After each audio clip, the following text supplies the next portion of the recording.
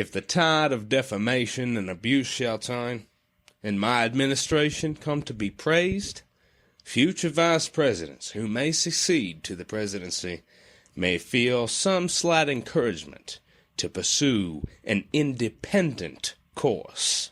Those are the words of John Tyler, our 10th president, and the subject of this, the 10th episode of the Dead Presidents Podcast.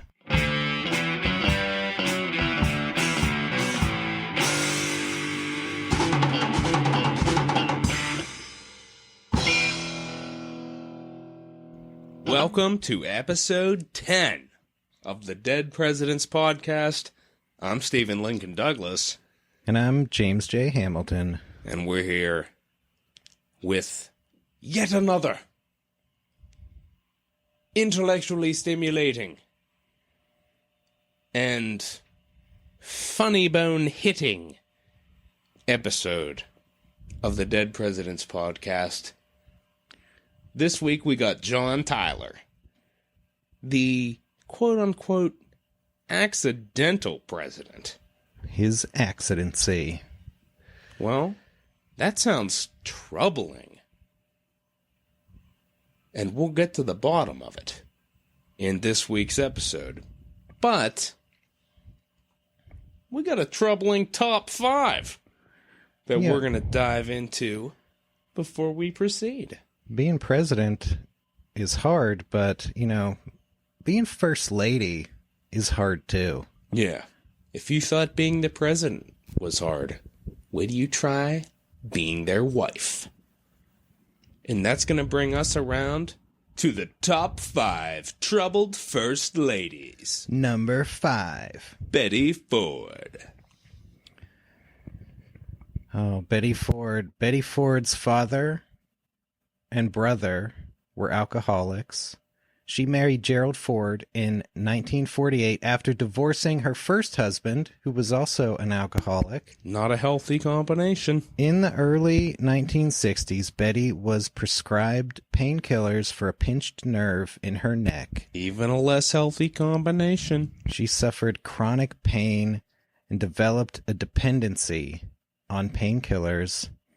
She had a nervous breakdown in 1965. She sought psychiatric help but did not address her pill addiction. She was taking up to 20 pills a day. Wow. This was exacerbated by alcohol consumption that she viewed as normal, that was somewhat held in check while she was first lady, but by her full schedule of public appearances. Yeah. She wrote in her memoir, "I liked alcohol. It made me feel warm. And I loved pills. They took away my tension and my pain." After the Fords left the White House, her drinking and pill use increased drastically. In 1978, her family gave her an intervention. And she was initially angry and resentful about it. But a week later, she entered drug and alcohol rehab. She faced the truth of her addictions. It was only at this time that she realized that her father, brother, and first husband had been alcoholics. Gerald Ford quit drinking himself in order to support her, and he later admitted that he had been kind of an enabler. After 6 years of sobriety, she said, "These have been the best years of my life from the standpoint of feeling healthier and feeling more comfortable with myself."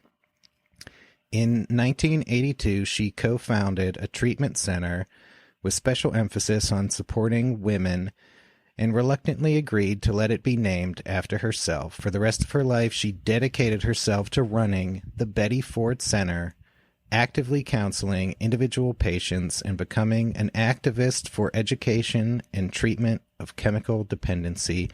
Barbara Bush noted that Betty Ford, quote, "transformed her pain into something great for the common good. Because she suffered, there will be more healing. Because of her grief, there will be more joy." A great redemption story with Betty Ford. It's a troubled first lady who really turned it around and managed to help a lot of people. And that's more lucky than some of the others on our list. Indeed. We're going to come around now to top 5 troubled First Lady. Number 4. Nancy Reagan. Nancy Reagan was born in New York, raised in Chicago. She moved to Hollywood and worked as an actress throughout her 20s and 30s. In 1952, she became the second wife of Screen Actors Guild president Ronald Reagan. He later became a different kind of president. And Nancy's troubles as First Lady really began with Reagan's attempted assassination in 1981. Yeah. Recall episode 4, Top 5 Failed Assassins, number 1, John Hinckley. Nancy was severely shaken by the event and became extremely protective and paranoid about her husband's safety. She consulted San Francisco astrologer Joan Quigley as to which days would be propitious for Reagan to travel and make public appearances. She altered the president's schedule without his knowledge based on astrological advice. Wow. And Quigley later released a book claiming that she was in charge of the president's schedule. The White House Chief of Staff, Don Reagan, clashed with Nancy so much that Reagan demanded his resignation. Reagan wrote, quote, virtually every major move and decision the Reagans made during my time as White House Chief of Staff was cleared in advance with a woman in San Francisco who drew up horoscopes to make certain that the planets were in a favorable alignment for the enterprise. Holy shit. Nancy wrote in her memoirs that no political decision was ever based on astrology, and that astrology was simply one of the ways I coped with the fear I felt after my husband almost died. I don't really believe astrology was one of the reasons further assassination attempts didn't occur, but I don't really believe it wasn't.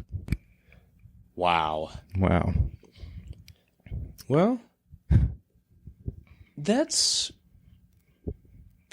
going to become a little bit of a theme. Well, Nancy was following a little bit of a precedent when she was doing that. Indeed.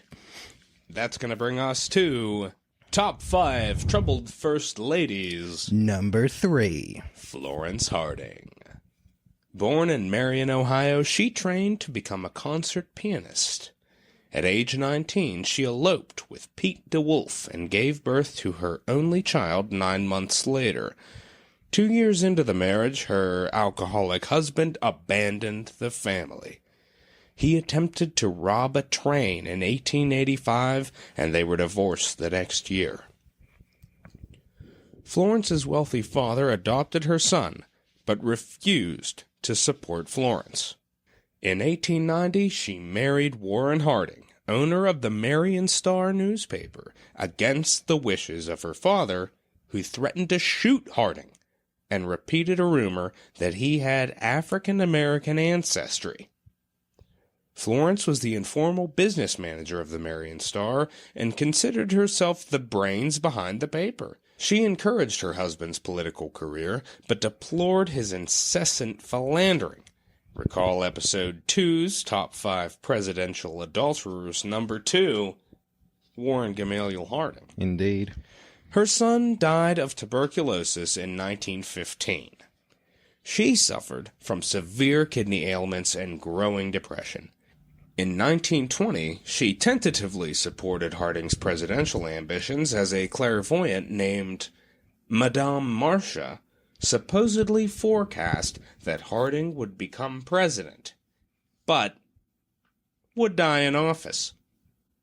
Harding won the presidency, and Florence took an active role, influencing cabinet picks and at times appearing to dominate the president. She relished the role of First Lady and was active in many causes.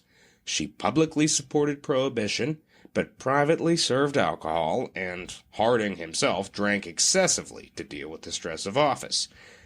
Fearing for her husband's safety, she invited Madame Marcia to the White House and used astrology to determine the president's schedule. Her kidney ailment returned with a vengeance, and she almost died. In 1923, Harding was diagnosed with heart trouble, and Madame Marcia predicted that he would not live to see 1925. Despite both of them being in poor health, they went on a coast-to-coast tour, and Harding became the first president to visit Alaska. He fell seriously ill on the tour, and on August 2nd, 1923, died suddenly in San Francisco's Palace Hotel. Florence refused to allow an autopsy and had his body embalmed 1 hour after his death. Doctors said the cause of death was a burst blood vessel in the brain. Then they said it was a stroke. There was speculation that he suffered from food poisoning, had pneumonia, had a heart attack, or overdosed on mysterious purgatives prescribed by his doctor. A little over a year later, Florence finally succumbed to her kidney disease. In 1930, a book was published arguing that Florence had poisoned her adulterous husband. The book has been described as conspiratorial, and the claim described as debunked. But on the 95th anniversary of Harding's death, a descendant of the Palace Hotel's owner went public with a family story. Allegedly, Florence was screaming that the hotel's food had killed her husband and that she was going to sue. The hotel owners denied this and confirmed that no one else had suffered foodborne illness, but Florence wouldn't back down.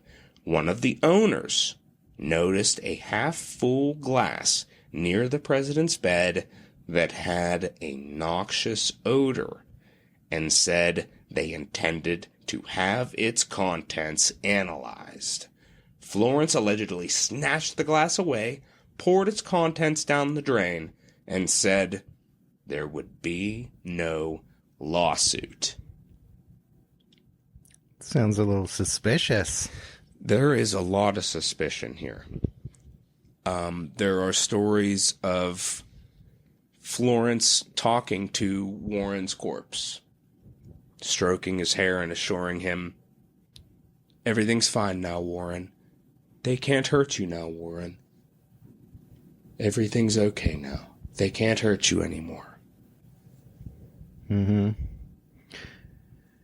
Yeah, I mean, it seemed like Florence Harding really loved being First Lady and loved all the power she got from it. And it's not like she just found out that Harding had been cheating on her incessantly for years. She already knew about all that stuff, but...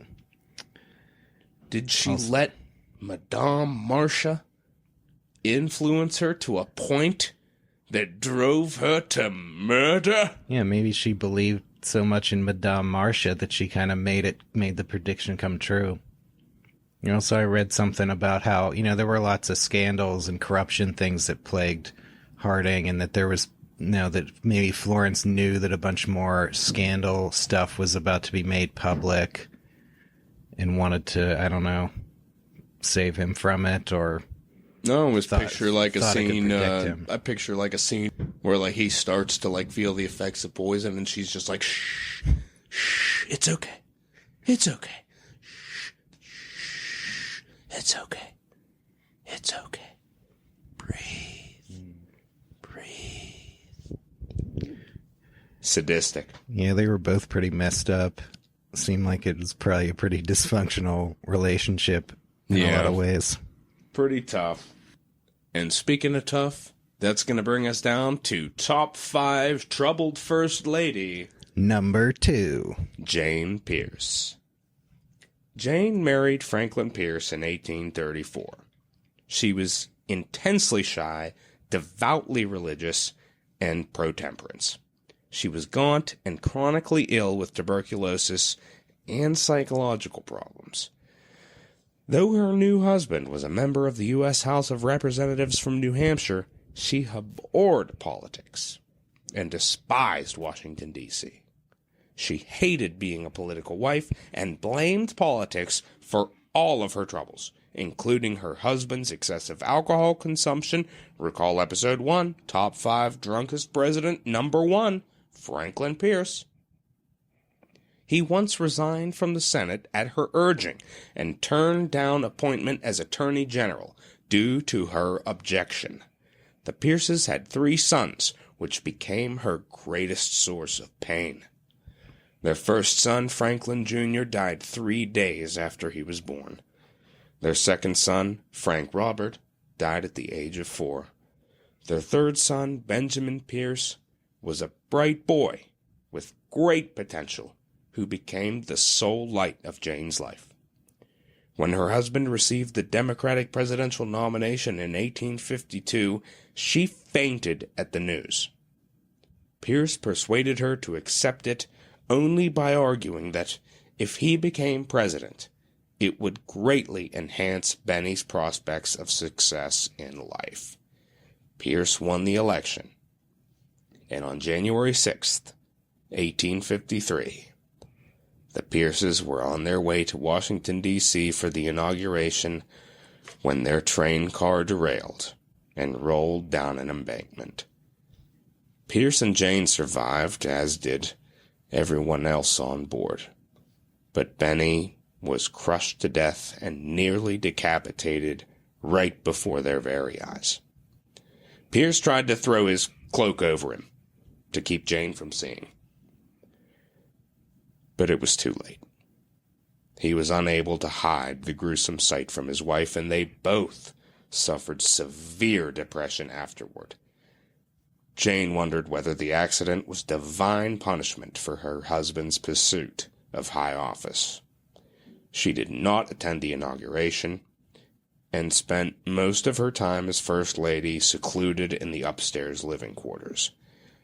She wrote long letters to her dead son, apologizing for her failings as a mother. She didn't make her first public appearance as First Lady until 2 years into her husband's term. She died of tuberculosis in 1863. One of the saddest stories of First Ladies. Indeed. But I do want to mention that despite this, Jane Pierce was instrumental in introducing the very first White House Christmas tree. Nice. That was one of the only acts that she did, and I think she probably did it thinking Benny would have loved this. Yeah. And that's going to bring us down to the top 5 troubled First Lady. Number 1. Mary Todd Lincoln. Mary was born to a wealthy Kentucky family. She moved to Illinois as a teenager, where she was courted by Stephen Douglas before marrying his rival, Abraham Lincoln. We can't go too much into that, James. Maybe another time. She and Lincoln had 4 sons, 3 of whom died young. Eddie died in 1850 at age 4, Willie in 1862 at age 12, and Tad in 1871 at age 18.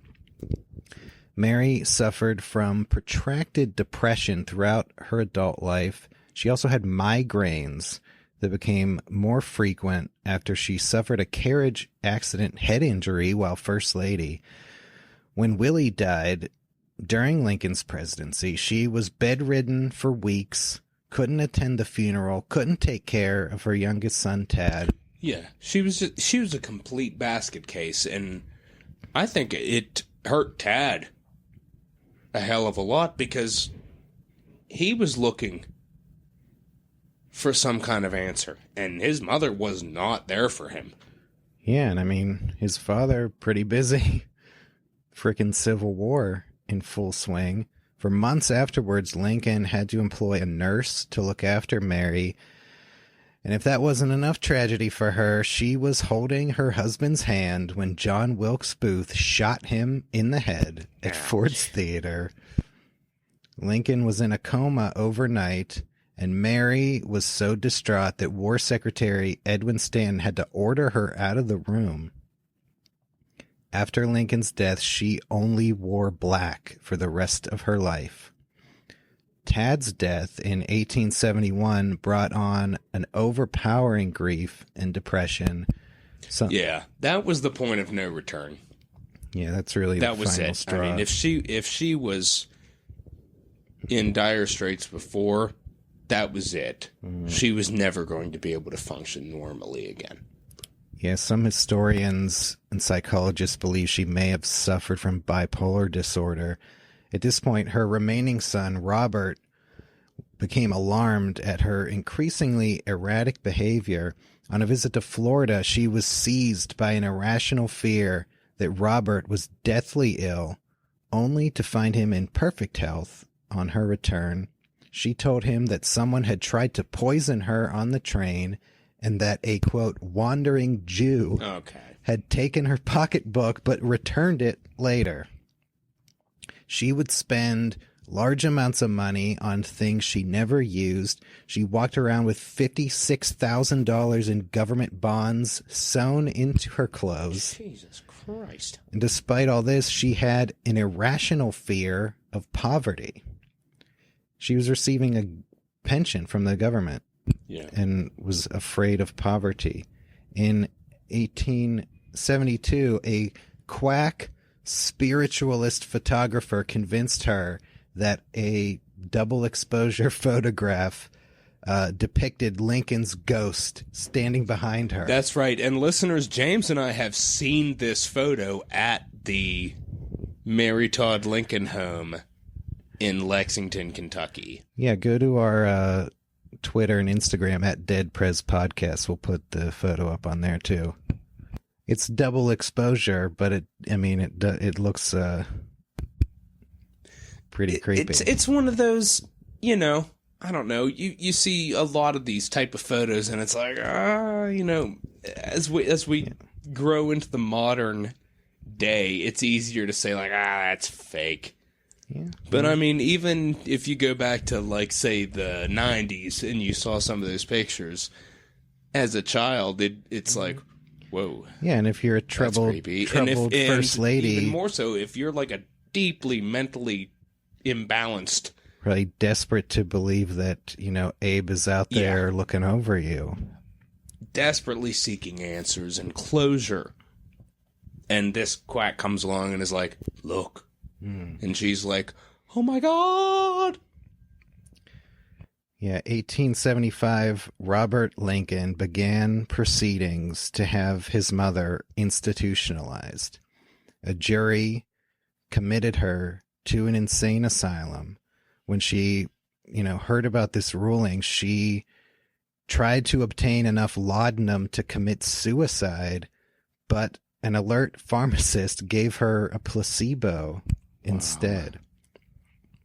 She ended up getting out of the asylum by sending letters to a newspaper and to a friend. It caused Robert and the asylum director to fear embarrassing publicity about, being accused of mistreating and holding her against her will. Yeah. They didn't want to get dragged into something like that. So she was declared well enough to go live with her sister and manage her own affairs. Yeah, because it could have caused a problem. Think about the timing. Mm-hmm. The newspapers would love to find something else to talk about at this time, I'm sure. Mm-hmm. But this caused her to become estranged from Robert, and she didn't see him again until shortly before her death. She spent 4 years traveling in Europe, living in France. She suffered severe cataracts, and in 1879 suffered spinal injuries falling from a stepladder. She spent her last years confined to her sister's home. On the 12th anniversary of Tad's death, she collapsed into a coma and died of a stroke the next morning. Just another sad story. Yeah. Deeply tragic. All these all these troubled first ladies have lots of tragedies and unfortunate events in their lives. Indeed. Betty Ford, happily able to bounce back. Nancy Reagan, well, She made it through all right. She made it through. The top three, not so much. Yeah, unfortunately, not so much. And, you know, we may have a little bit more troubling events, tragic stories coming before us. But maybe some more First Lady tragedy in the upcoming episode. That's right. But before that, let's lighten the mood with a word from our beloved sponsors.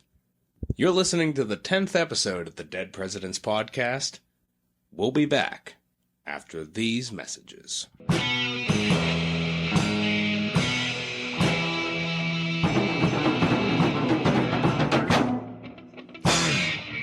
The Dead Presidents Podcast is brought to you in part by Christian Layer, who publishes this important notice. Stray cow, $3 reward. Straight away on the 14th instant, a large-sized white cow with some black spots on both of her sides and 2 cuts on her left ear. A $3 reward will be paid for her return. And we're proud to be sponsored by Jacob Fogelman, announcing a $5 reward for his stray horse. Straight away on Monday morning between 5 and 6 o'clock, a light sorrel horse with a white streak down his forehead, bob tail, long mane, rather small size.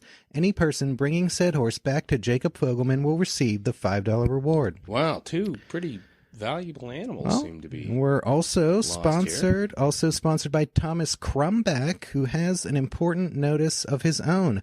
Lost or strayed away on the morning of the 15th instant, Charles Crumback, about 3 years old, dressed in white flannel drawers, red calico frock, and green apron. He had on, when he went away, small boots with white fronts and black backs. Any person finding said boy shall receive the thanks of his distressed parents by returning him to his father's residence at number 23 Beck's Alley. Listeners, our sponsor, Thomas Crumback, has offered no reward for the return of his young son, but the gratitude of his distraught parents should be thanks enough. We don't know how little Charles Crumback managed to slip away, but these things happen to the best of us. We just hope he's okay. So when you're out walking around, keep an eye out for Christian Layer's cow, Jacob Fogelman's horse, and Thomas Crumback's 3-year-old son, Charles. Yeah, so when I'm out trying to gain an extra $8 if I happen to see this dopey kid that wandered off, yeah, good luck, Thomas. And now, an important message from our sponsor, Charles Rosenthal.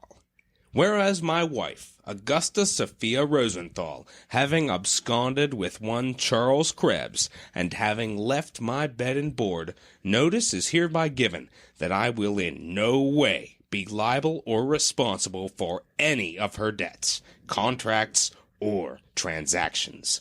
Should this notice come under her eye, the said Mrs. Rosenthal is requested to inform me through what channel I could communicate with her in order to obtain a divorce. Listeners, it looks like Charles Rosenthal's marriage is over. His hooer wife is banging some dude named Charles Krebs, and he is determined to play the cuckold no longer. Augusta Rosenthal, if you're listening, slide on into our DMs and tell us where you're shacked up so your husband can serve you with your papers. You better get yourself a good lawyer, too, because your disgraceful lechery is not going to play well in an 1840s courtroom.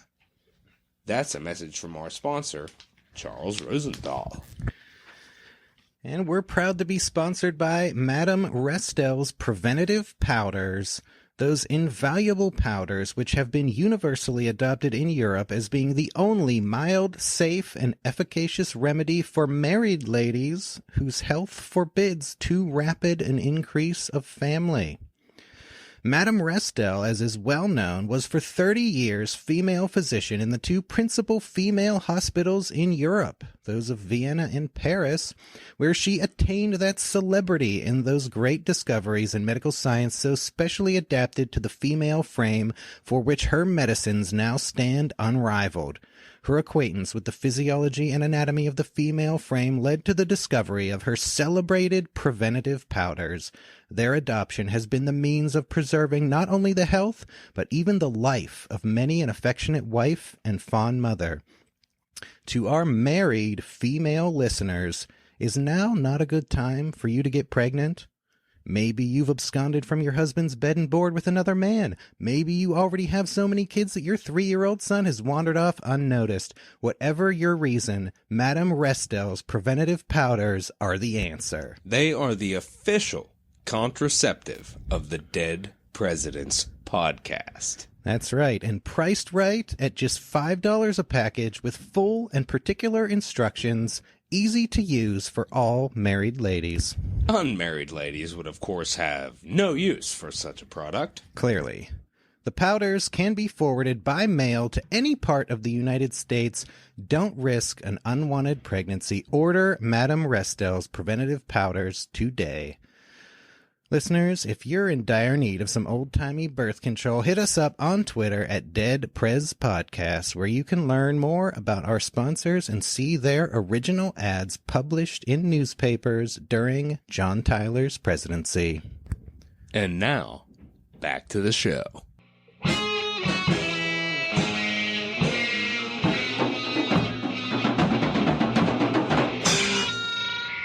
And we're back.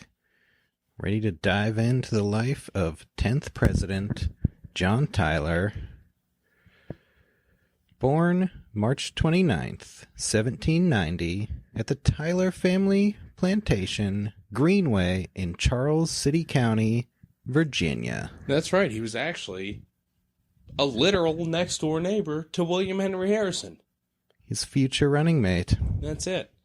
And, typical Virginia story here we're going to be getting into, Jim.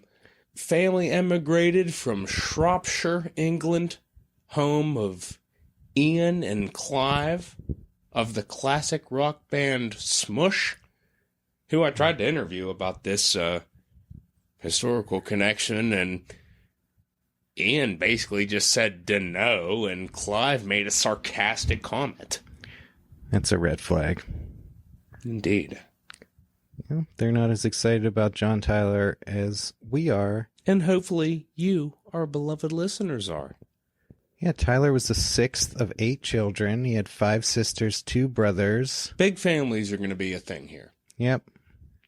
Maybe a apocryphal story about John Tyler, but interesting. Indeed. As an infant, Tyler stretched out his arms to try and grab the moon, and his mother allegedly said, "This child is destined to be a president of the United States. He wishes to fly so high."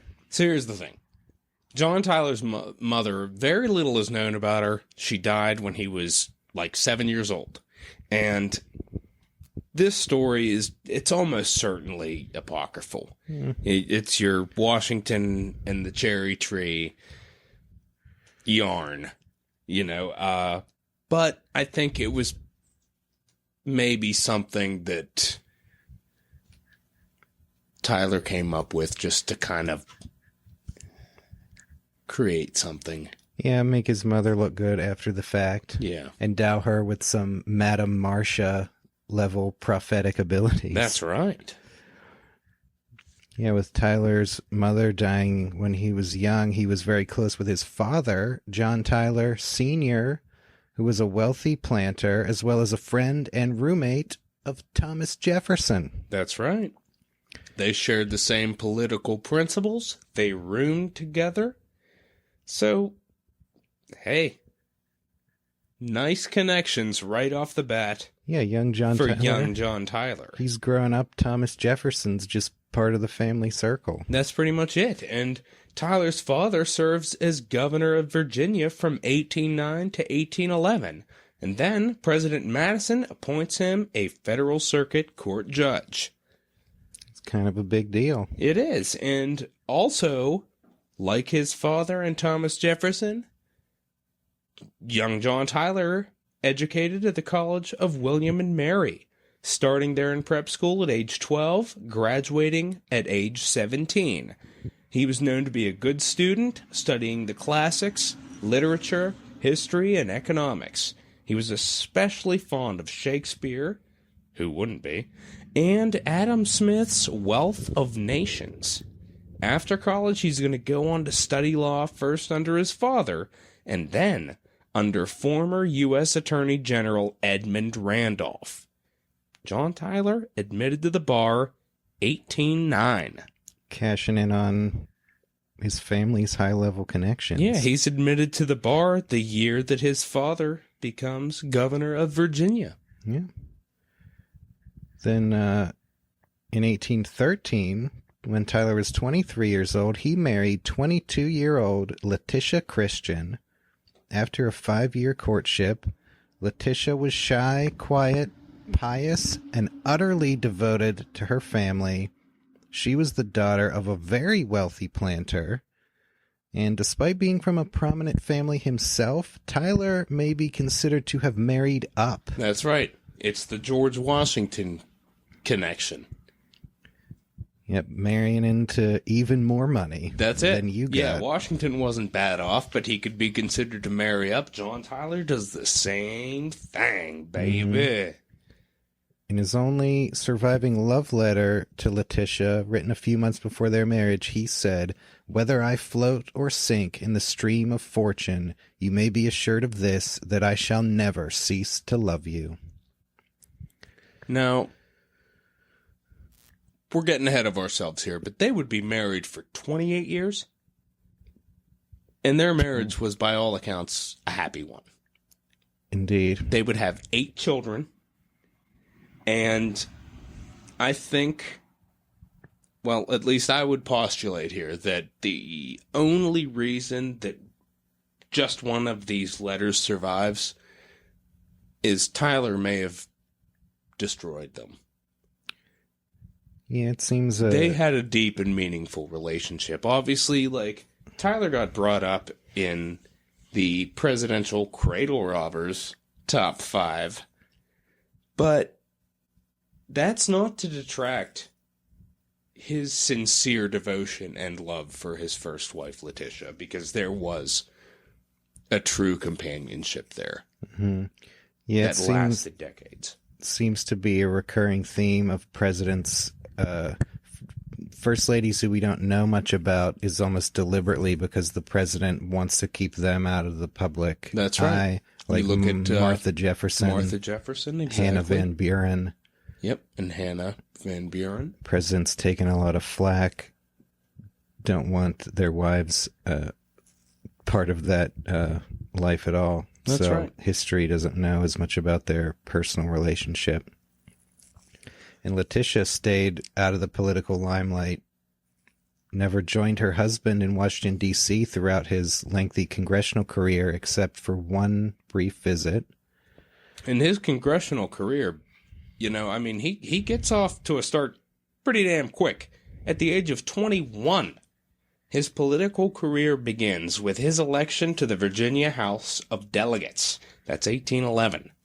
And during the War of 1812, he organized a militia company to defend Richmond, but no British attack came, and he saw no fighting. Now, there's a couple presidents that have this in common. Yeah. In our next episode on James K. Polk, we'll talk about this a little bit. James K. Polk was a colonel of the Tennessee State Militia. He saw no fighting, no action, but in letters, people referred to him as Colonel Polk. Mm-hmm. I think some people referred to Tyler as Captain Tyler, sometimes maybe sarcastically, because he didn't see fighting. Also, James Madison, another president who was briefly in the militia. That's right. Without fighting. After the war, the Virginia state legislature instructed its U.S. senators to oppose the chartering of the Second Bank of the United States. When they did not comply and supported the bank, Tyler led the effort to censure them. Now, we're going to get into when we, as always, in the third act of our Shakespearean play, that is each episode of the Dead Presidents podcast, we sum up the character of our subject. And here we are going to begin a string of John Tyler being elected to an office and then, for varying reasons, leave it. He gets elected to the U.S. House of Representatives in 1816 on a states' rights platform. He opposed the Bank of the United States, he opposed high tariffs, he opposed federal funding for internal improvements. He supports the unsuccessful effort to censure Andrew Jackson over his 1818 invasion of Florida. He strongly opposes the Missouri Compromise, arguing that it was unconstitutional to prevent future states from allowing slavery. He would later argue that the Missouri Compromise put the nation on the road to the Civil War. In 1821, he resigns from the House due to poor health and a frustration over being in the minority. Now, just remember this, because it's going to keep coming back here. Yeah, he didn't get his way on many of the issues that he supported. And so he leaves. Spends a couple more years in the Virginia House of Delegates. During the 1824 presidential election, he supported William Crawford of Georgia, and then, after Crawford had a stroke, switched his support to John Quincy Adams. In 1825, he begins a one-year term as governor of Virginia, elected by the state legislature. The governorship was virtually powerless, and Tyler was able to accomplish next to nothing. And that's not despite his attempts. Yeah. He proposes improvements in education. He proposes improvements in transportation, but nothing is done. Yeah, that's like by design of the Virginia Constitution. We had other future presidents, Thomas Jefferson and James Monroe, served as governor of Virginia, didn't really get anything done, had problems. That's it.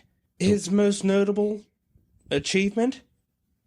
He delivers Virginia's official eulogy for his own political hero, Thomas Jefferson.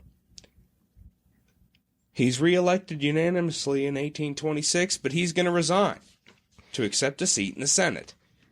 The governorship doesn't have enough power for Tyler.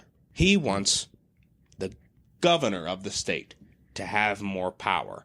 And that's going to bring us to the fact that he goes into the U.S. Senate here. And we're going to talk about what he's going to do while he's there. But he's going to end up resigning because he feels that there's not enough power. Well, he's on a constant quest for power. He didn't really get to find it as in the minority in the House or as governor. No. Now he goes to the U.S. Senate, and the guy he had supported in 1824, John Quincy Adams, is the president.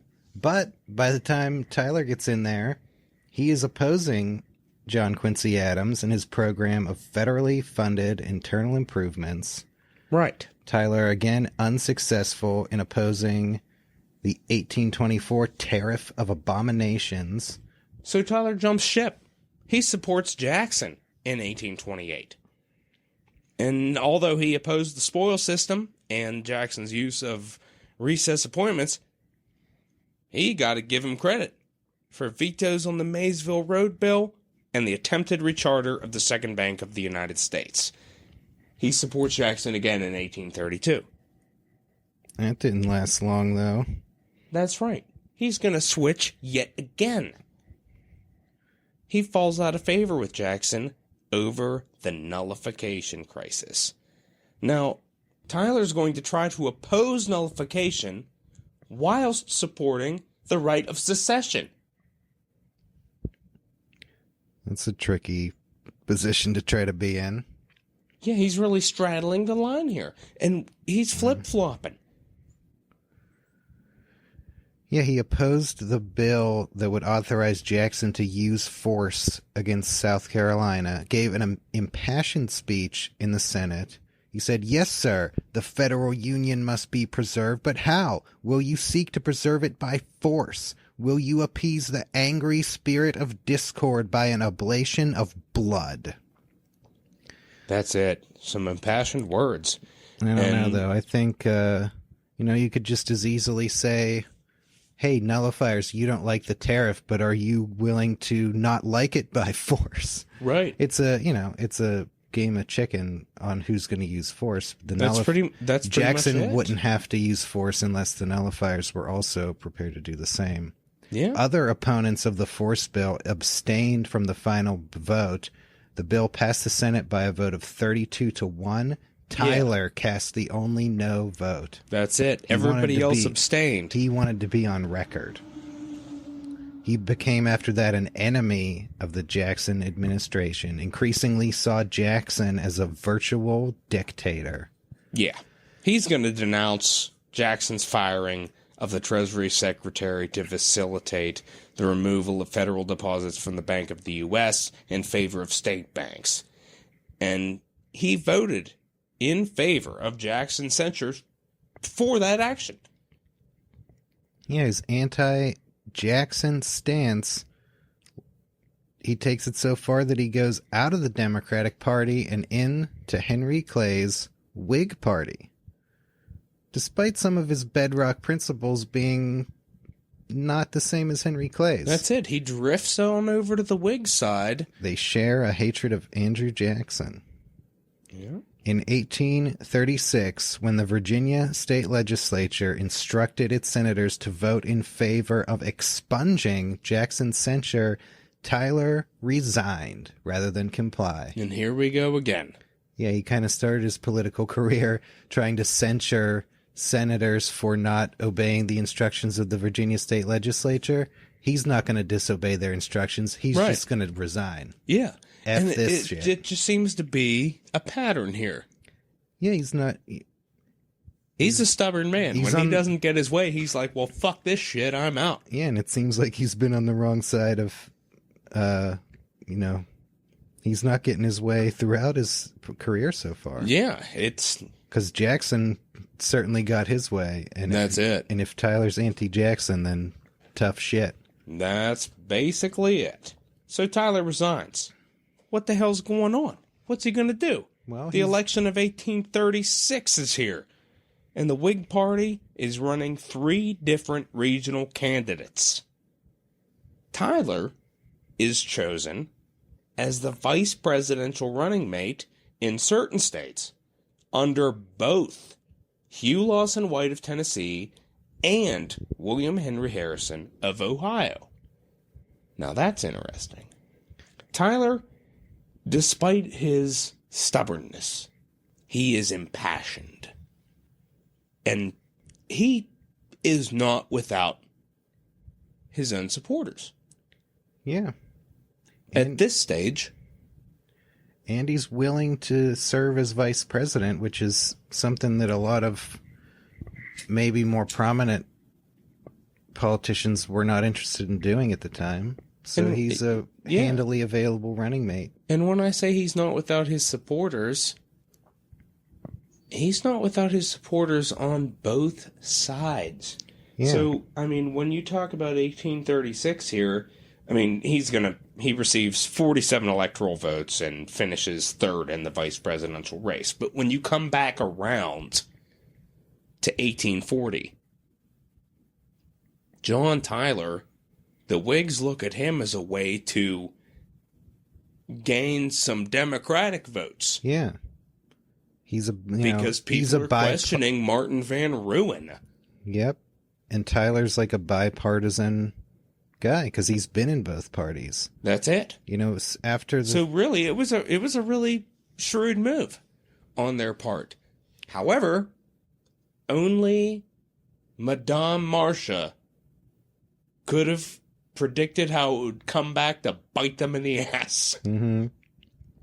Yeah, Tyler, he went to the Whig National Convention in 1839 as a Henry Clay supporter. Right. Clay lost the nomination to William Henry Harrison. Whigs looking around for a vice presidential candidate. Yeah, they think Daniel Webster. And Daniel Webster's like, he refuses. Get the fuck out of here. And of course, Daniel Webster became Secretary of State, which is historically a much better job to have than Vice President. No other prominent Clay supporter wanted the nomination. That's the thing. The top guys, they want to be in the cabinet or in Congress because they actually get to do something. The Vice President has no power. Yep. But hey, there's Tyler. One of his big qualifications, he's willing to take the job. Yeah, and aforementioned, he might sway us some questionable Democratic votes. People who are, Van Buren, he kind of let us down. Yeah, he's from Virginia. He can, balance the ticket. We got the, Ohioan, Harrison at the top of the ticket. Maybe get a Virginian in there. Although, ironically, as we said, they grew up, right across the street from each other practically. Pretty much. Their fathers had run against each other for a seat in the Virginia House of Delegates. And they're actually kin to one another, too. Yeah. So... We'll talk about that later when we mention the surviving grandchild of President John Tyler. In the, one of the, the vice president is usually chosen to balance the ticket geographically, but ironically, this is probably the least geographically balanced ticket ever if you look at it from where they were born. Precisely. But it's no matter. What a campaign. Yeah, well, as I think we mentioned in episode 9, the political organizer Thurlow Weed of New York later admitted that Tyler was chosen because nobody else would accept the nomination. The Whigs, they didn't think too deeply about Tyler's political beliefs when they nominated him. No. Especially his record of opposing central Whig policies. That's it. I mean, he does have a record of... Well, he's back and forth. Well, he's against internal improvements. Primary Whig fundamental policies that Tyler's like, no. He shares their hatred of Andrew Jackson, but he doesn't like internal improvements, high tariffs, the Bank of the U.S. No Bank of the United States. But despite that, they're like, well... fuck it. He's ceremonial anyway. Yeah. Well, he supported their view, the Whig view, inspired by Jackson's allegedly dictator-like use of the presidency, that Congress and not the president was the primary branch of government. Right. He was on board with that. That was enough. And that's enough. You get your Tippecanoe and Tyler too. And you're ready to roll. He fits right in with the alliteration for one of the best campaign slogans of all time. That's it. And he hits the trail. He does his fair share of campaigning. He gives speeches in Virginia, Pennsylvania, and Ohio. Well, and as you know from episode 9, the Harrison-Tyler ticket won the election. And after Tyler was sworn in as vice president on March 4th, 1841, he went home to Virginia. Of course, the meaningless vice presidency didn't require his presence in the Capitol. No. Yeah, but here's the thing. He was, as you know from episode 9, Harrison was in deteriorating health for a couple weeks. Vice President Tyler, not kept informed of that fact at all. And he was shocked when, on the early morning hours of April 5th, 1841, he was awakened at his home by a visit from Fletcher Webster, son of Daniel Webster, chief clerk of the State Department, who informed Vice President Tyler that President Harrison had died the previous day. So Tyler is in a position of, holy shit. An unprecedented position. The president is dead for the first time in the history of our nation. The sitting president has died. What is going on in John Tyler's mind when Fletcher Webster delivers the news to him that morning? Basically, Tyler's first thought is, I gotta get to Washington now. Yeah. And that's what he's gonna do. Right when we come back from this word from our sponsors. Thanks for listening.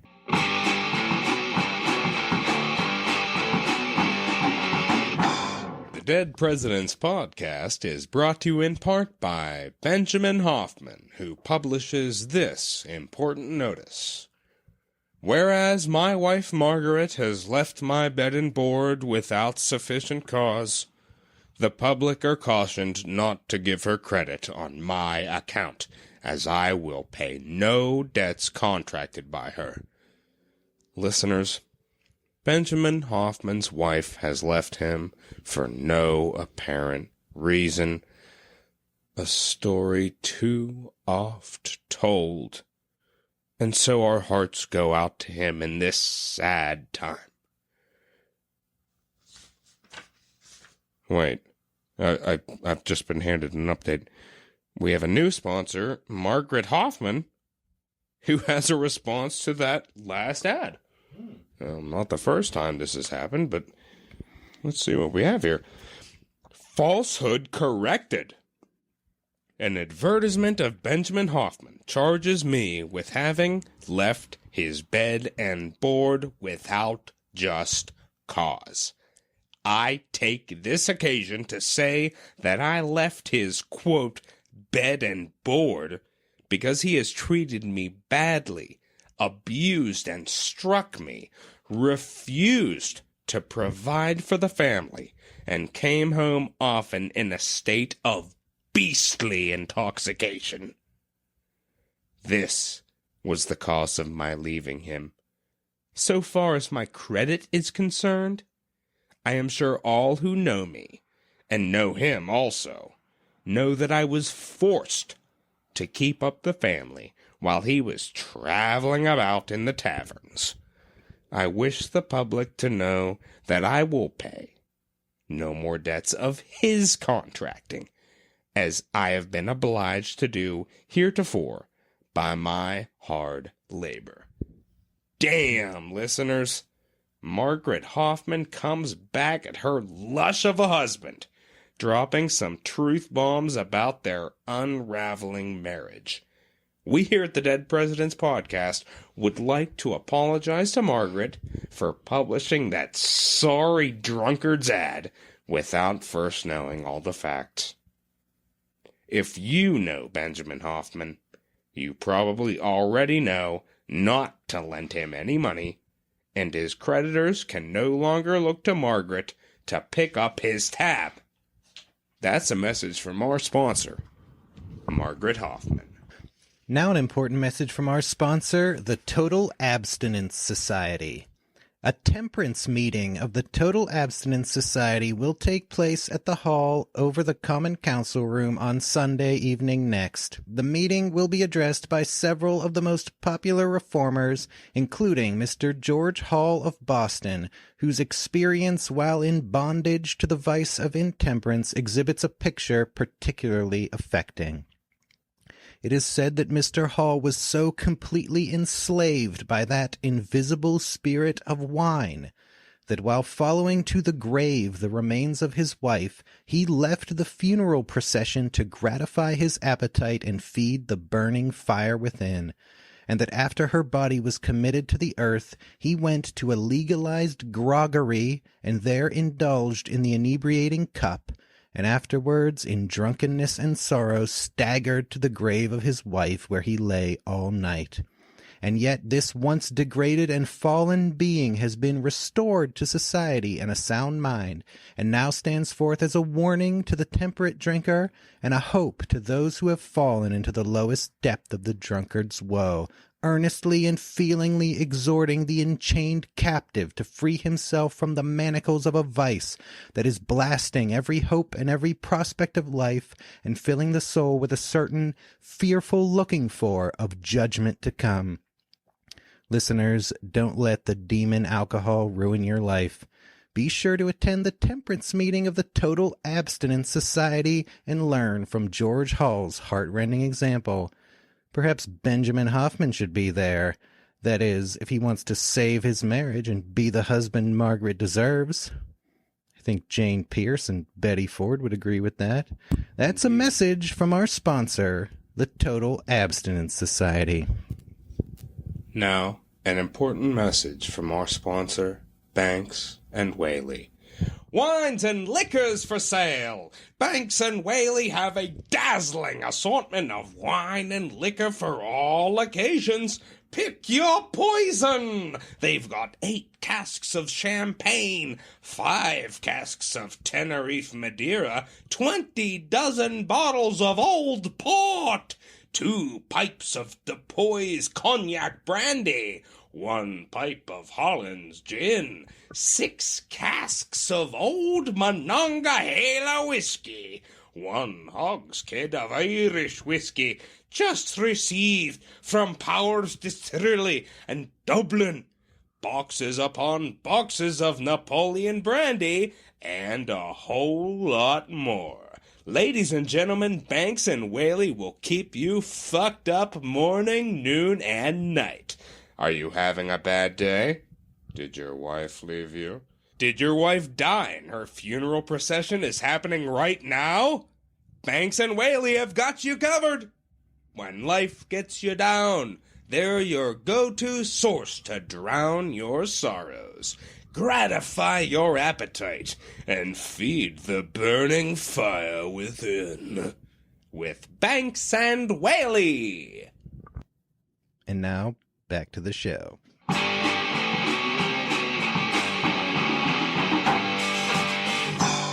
And we're back. And we're ready to dive head first into the presidency of John Tyler, the first vice president to take over after the death of a sitting president. Yeah. Holy shit. Is this controversial or what? Yeah, I mean, other presidents, they have dove headfirst into their presidencies, but it's like Tyler was just standing beside the pool when somebody pushed him in. Yeah. And he's got to start swimming. That's it. And now... And is he gonna sink or swim? Yeah, if you don't know much about John Tyler, you might think that there's not much controversy involved in the vice president taking over upon the president's death, but that's only because of John Tyler, and it was pretty controversial at the time. Indeed. Until it was clarified much later by the 25th Amendment, the Constitution's original language was kind of ambiguous. It was. It was pretty vague. As to whether the vice president would become the president or merely assumed the powers and duties of the presidency as an acting president. Quote, in case of the removal of the president from office or of his death, resignation, or inability to discharge the powers and duties of the said office, the same shall devolve on the vice president, and the Congress may by law provide for the case of removal, death, resignation, or inability, both of the president and vice president, declaring what officer shall then act as president, and such officer shall act accordingly, until the disability be removed, or a president shall be elected. Wow. So, there's a lot of wiggle room here. Yeah. To be honest.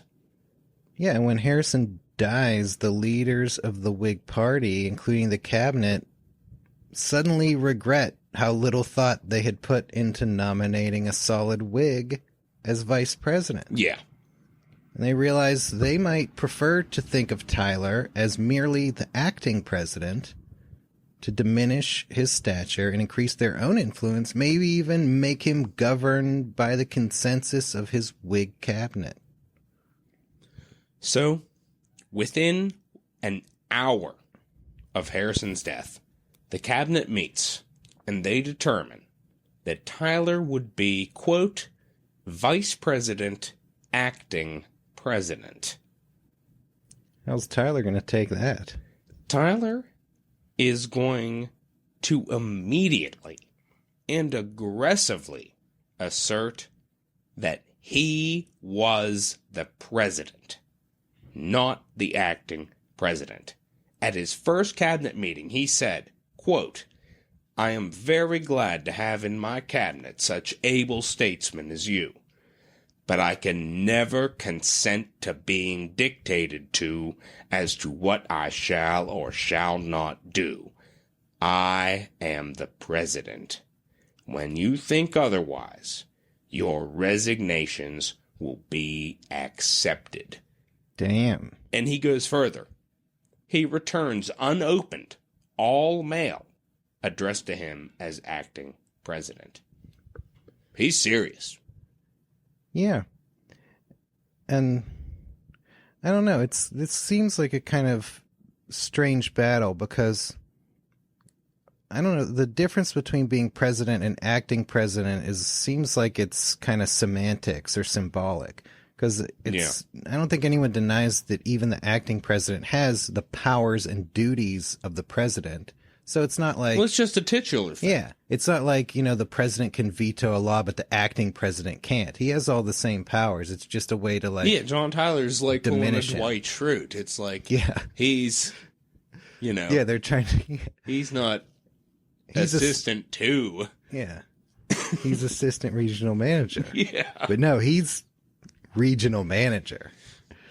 He's and so it's kind of, it almost seems like it's a showdown over this, but I mean, what's the alternative? It's not like they can get anyone other than Tyler in there. That's it. And is it worth fighting over? Yeah. Apparently they think it is. Well, the way that it kind of got decided is that when Congress soon came into session, it's customary for Congress to send a message informing the president that it is in session. When Congress is going to get ready to send this, routine message, there's an amendment proposed to refer to Tyler not as the president, but the vice president. And that amendment failed to pass. So when Congress sent a message addressing him as the president, he won. Yeah. He won that little battle. He wins the day. He establishes the Tyler precedent, whereby the vice president becomes full-blown, unquestionable president of the United States upon the president's death. Yeah, and that precedent was thereafter unquestioningly followed the next 7 times that the president died in office. Yeah, it could have gone a different way with a weaker person. Yeah, no other vice president had to fight the battle that Tyler fought, but if he had lost that or taken it on the chin, then all future vice presidents would have been, straddled with the same, That's right. And I also, for this precedent, not only do you give John Tyler credit, but you got to give a tip of the cap to Millard Fillmore for being the first to uphold that, because he could have very well have said, I'm just the acting president. Yeah. He could have. Mm-hmm. Yeah, but he stepped up too. He stepped following up the Tyler precedent. And then in 1967, the 25th Amendment was ratified and constitutionalized the Tyler precedent by stating explicitly, in case of the removal of the president from office or of his death or resignation, the vice president shall become president. It took that long. Yeah. And I guess the only one since then would have been Ford, who exceeded under the 25th Amendment. That's right. It was all Tyler. So, besides this precedent, what else is Tyler up to? Like, he's the president now. Well, the Whigs there's shit going on. The Whigs are afraid that he, might not be that much of a Whig. But initially he cooperated with the Whig agenda. He signed into law bills that repealed Van Buren's independent treasury. They recognized squatters' rights on public land, established a new bankruptcy law, and provided for the distribution of tariff revenues to the states. Going along with the Whig Congress, at first, but then the Whig Congress passed a bill enacting its signature policy, the rechartering of the Bank of the United States. Bum, bum, bum. And Tyler vetoed it twice. Bum, bum, ba-dum, bum. And that is the breaking point. Yeah, pretty much. This is what the whole Whig Party has been about throughout the whole Van Buren administration. Yeah. Throughout the whole Jackson administration. Yeah. This is what the main policy of the Whigs. They finally won for over a decade. They won the presidency. They have the Congress. They now get to recharter the bank. Wrong. No. Tyler says not gonna happen. No. And the Whigs aren't gonna let Tyler get away with that either. Right. At the instigation of Henry Clay, the members of Tyler's cabinet resign one by one. Until all but one. Only Secretary of State Daniel Webster, who wanted to assert his independence from Clay and wanted to finish his work on a major treaty with Britain, he agreed to stay on. Yeah, Daniel Webster, super monumentally important politician. As the series continues, there could be a Henry Clay episode, and there may damn well be a Daniel Webster episode. This guy was a titan. Yeah, in the post-presidential era of the podcast. Perhaps the greatest orator in history. And his decision to stay was a huge benefit for Tyler, because that kept him with a toehold in among prominent Whigs. Tyler, when Webster agreed to stay, Tyler reportedly said to him, "Give me your hand on that, and now I will say to you that Henry Clay is a doomed man." Wow.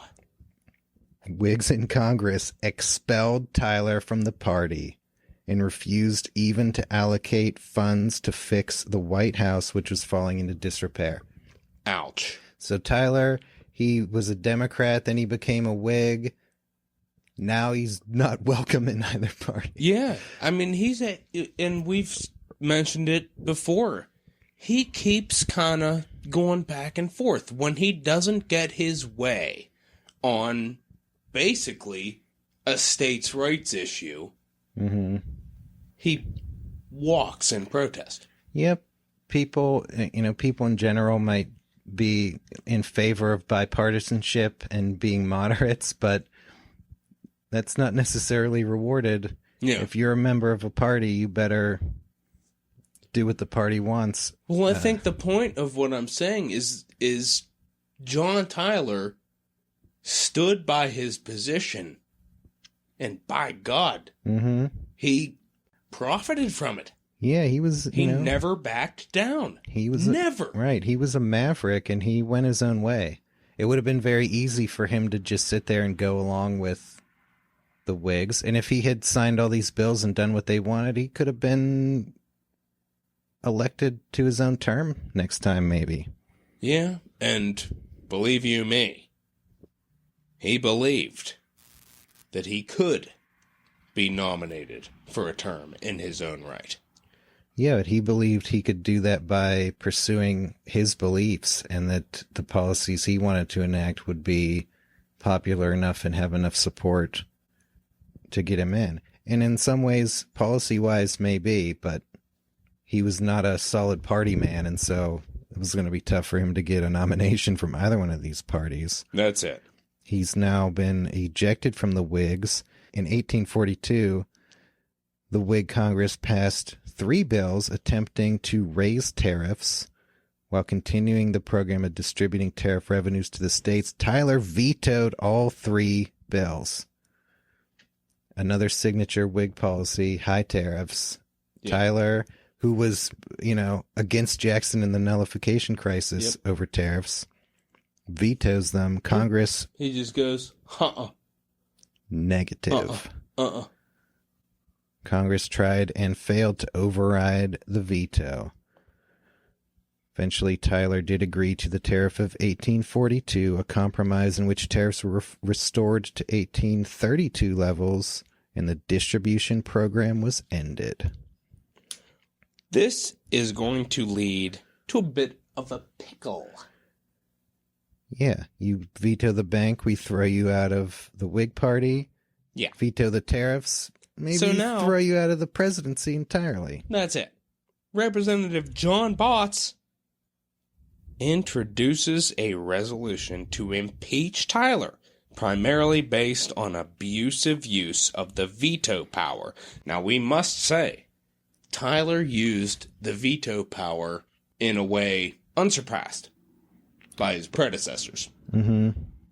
Yeah, Jackson was the first one to use the veto power substantially, and then Tyler took it a step further. Right. And I think this is the first time there was ever really a formal impeachment effort. I think sometimes there was a little bit of talk about it with Jackson, but I don't think there was actually resolutions introduced. Right. Henry Clay thought that this move was premature and that they should more slowly work up towards Tyler's, quote, inevitable impeachment. John Quincy Adams chaired a select committee in the House that didn't formally recommend impeachment, but condemned Tyler's use of the veto and assailed his character. JQA proposed a constitutional amendment that would allow Congress to override a veto with a simple majority rather than 2/3, but that failed to pass in either chamber. Yeah. And so, the resolution to initiate impeachment proceedings against John Tyler was tabled and eventually defeated by a vote of 127 to 83. In the 1842 midterm elections, Whigs are going to lose control of the House. And thereby, Tyler is saved from further threats of impeachment. But a close call. Yeah. They're trying to fuck his shit up. Yeah, he has declared independence from the Whig Party. And now he's going to start getting into his agenda. There's the Tyler administration, a big foreign policy administration. A lot of major issues in international relations. That's right, and that may come surprising to some of our viewers who only know John Tyler as the first vice president to become president, but John Tyler was important in more ways than just that, as we're going to see. Yeah, his foreign policy had far-reaching consequences. That's it. Lots of big things happened. Let's flash back for a second, if we will. Yep. Picture it. December 1837. Insurgents in Canada, led by William Mackenzie of Ontario, they're waging a revolution against British rule. They try to capture Toronto. It doesn't work out. But there are Americans sympathetic to their plight. So, how can they help? They try to transport supplies aboard the steamship Caroline. And this is in the Niagara River, in U.S. waters, mind you. Now, Canadian militia, on orders from Britain, they seize the Caroline. They set it aflame, and they send it hurtling over Niagara Falls. One American is killed, several injured. President at the time, Van Buren, he denounces this, but he's not trying to get into a war. He wants it to go on a diplomatic track. Yeah. And it's still going to be sitting there when John Tyler becomes president. That's it. Along with another issue up on the Canada-U.S. border. The Aroostook War. Now, the border between Maine and the Canadian province of New Brunswick. It's really never been clearly defined. It's just been loose. You know, there hasn't been any definition of the border there. And both the U.S. and Canada, they're claiming up to some 12,000 square miles along the Aroostook River. And the quote-unquote war is bloodless, but it heats up a little bit. As in the Carolina Affair, Van Buren resists, cries for war over this. So he sends veteran of the War of 1812, now General Winfield Scott, on a peace mission to the region. Scott arranges a truce, effectively diffusing the situation, but it's pending a settlement of the border issue, which is going to bring us back to John Tyler here. Yeah, and let's set the table with some even more issues between Britain and the United States. Britain, of course, a major economic rival. And here's the thing. In 1833, Britain abolished slavery throughout its empire.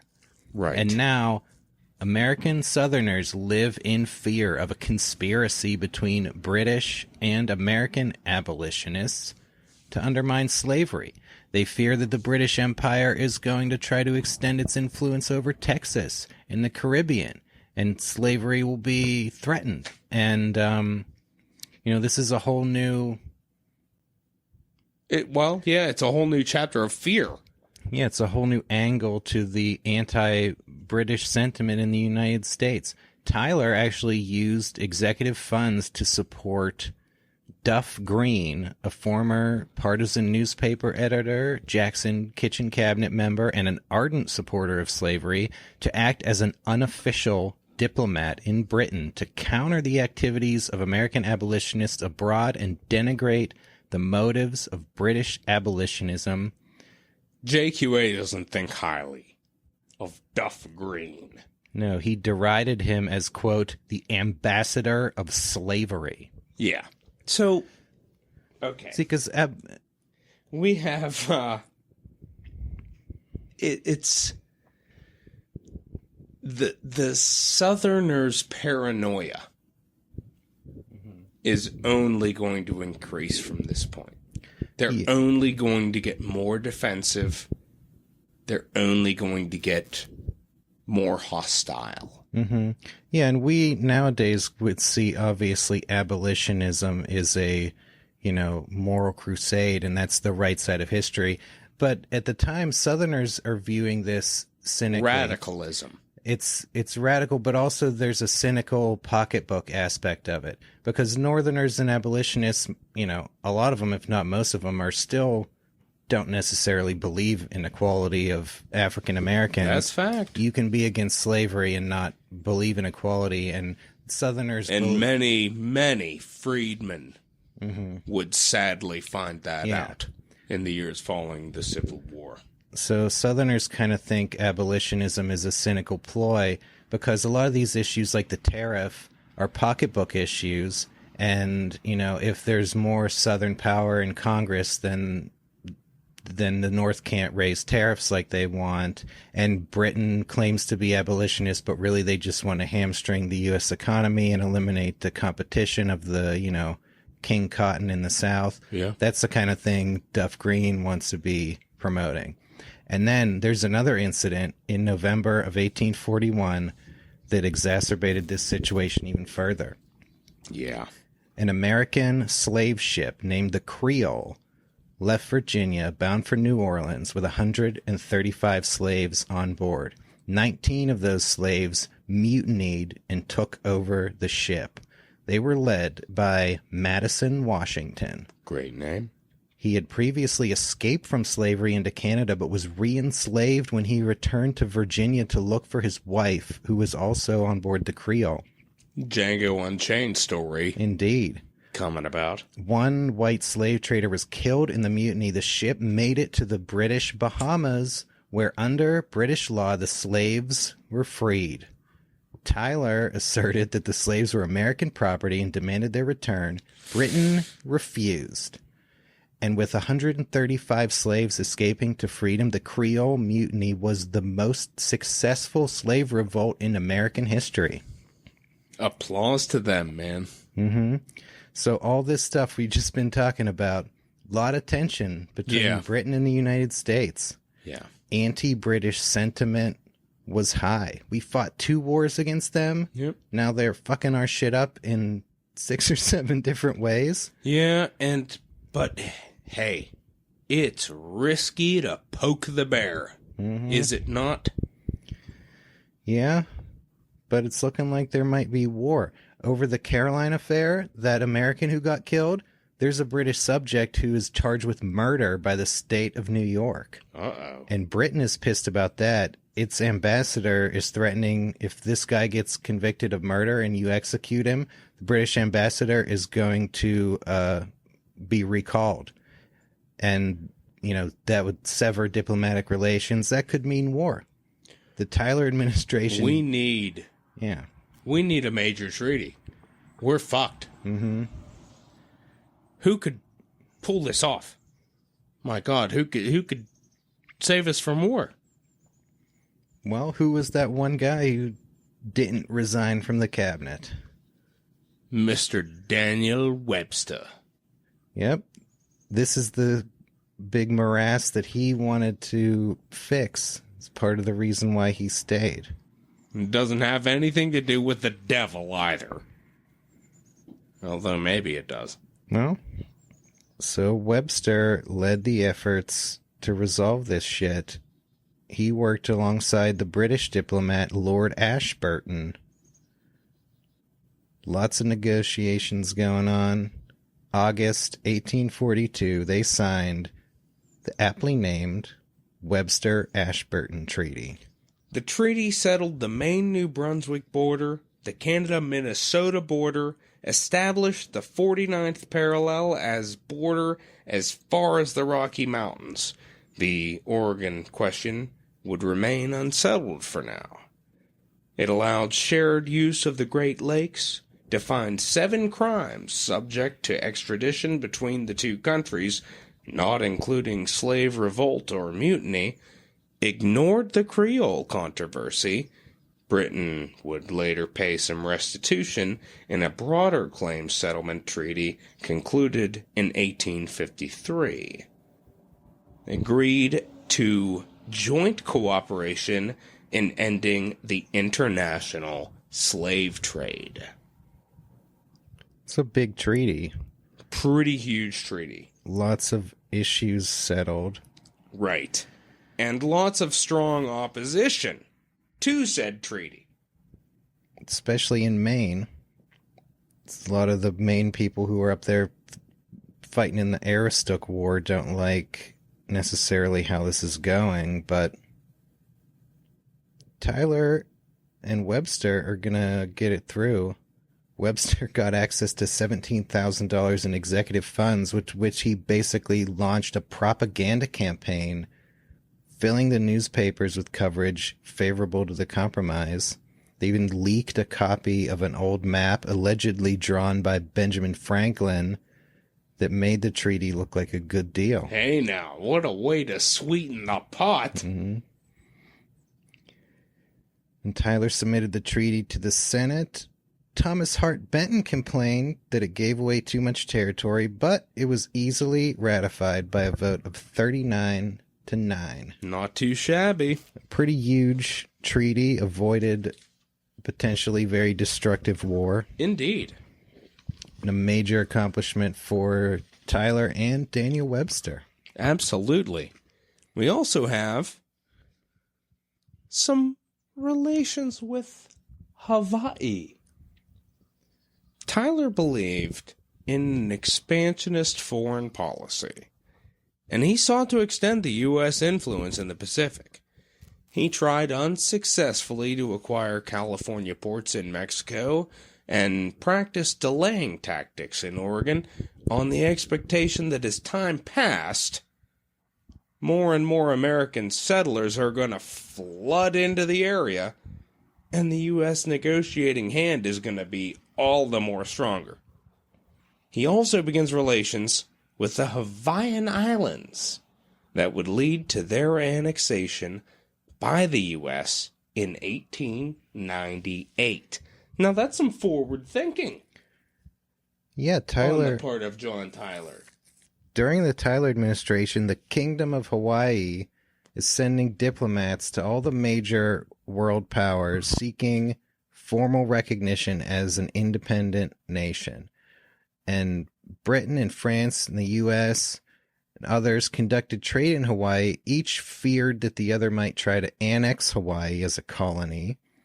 And Hawaii actually had altercations with the French and British during this time. They expelled French Catholics on the advice of Protestant missionaries, and then the French Navy forced them to reconsider. And another time, a British Navy commander occupied the islands for some disagreement. But it was the advice of American missionaries to the King of Hawaii that the U.S. should be its best bet to get formal recognition, and John Tyler agreed. He recognized Hawaiian independence. He appointed the first U.S. consul to Hawaii. Big deal. And after that, recognition by Britain and France soon followed. Yeah, Tyler would make a special message to Congress in 1842, extending the sphere of the Monroe Doctrine to Hawaii, called Tyler Doctrine. He foresaw Hawaii's strategic importance as a naval base and station for Pacific trade. Now, this is really far-sighted and really a great thing. Yeah, you know. So kudos to John Tyler for that. The Pacific theater of World War II, kind of important to have that naval base. That's right. So important. And although it's not like going to be like solidified as part of the United States, it wasn't even during World War II. No. But John Tyler's the first to reach out. Yeah, the important thing. So he's got to get some credit. The important thing is that it wasn't part of the British Empire. That's right. Or anyone else. We got some relations with China. He sent the first American diplomat to China, which was a source of luxury goods, silk, porcelain, tea, but heavily restricted trade with foreigners. In the years preceding the Tyler administration, the British East India Company had introduced the opium trade to China, despite its being against Chinese law. And opium addiction became a pandemic. A national problem. China tried to cut off the trade, leading to the Opium War. The British Navy defeated China, and Britain imposed a harsh treaty whereby the Chinese were forced to pay reparations, cede Hong Kong to Britain, and allow British trade in 4 other British-dominated ports. Also, the opium trade continued. Yeah, this is just one of the most, brazen imperialist wars where we're just going to start importing opium into your country against your law, and when you don't like it, our Navy is going to force it to happen anyway. Yeah. And, by the way, we're going to take Hong Kong and all that shit. Completely and totally fudged up. So Britain has its, hands around the Chinese throat. Tyler, he wants to get in on this for America. He appointed Caleb Cushing of Massachusetts, who went to China and opened diplomatic relations. In July 1843, he concluded the Treaty of Wangjia. That treaty opened trade between the U.S. and China, set tariffs, granted the U.S. most favored nation status. That's right. So all that stuff Britain fought a war to get the privilege to do, we get that. We just got it. Through negotiation. We're allowed to buy land in all the ports that Britain was trading in. We receive all the benefits Britain enjoyed. We agreed not to import opium. Yeah. I think I read that Americans were kind of conducting about 10% of the opium trade in China. But the government agreed not to do it. China granted the right of extraterritoriality, whereby Americans in China who were accused of wrongdoing would be tried under the authority of the American consul.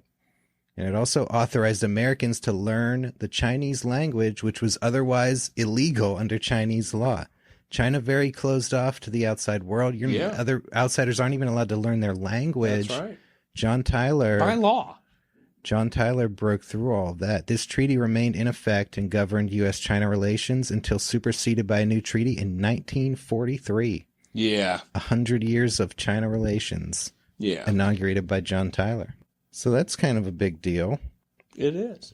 One thing I read when they were in a lead up to sending the diplomat to China, one of the people, because we weren't even sure that China would receive a diplomat, one of the people they considered, they wanted to send John Quincy Adams because he had the prestige of being a former president and also the most seasoned diplomat in the United States. And while he was vehemently against most things Tyler did, I think he applauded the China policy. Yeah.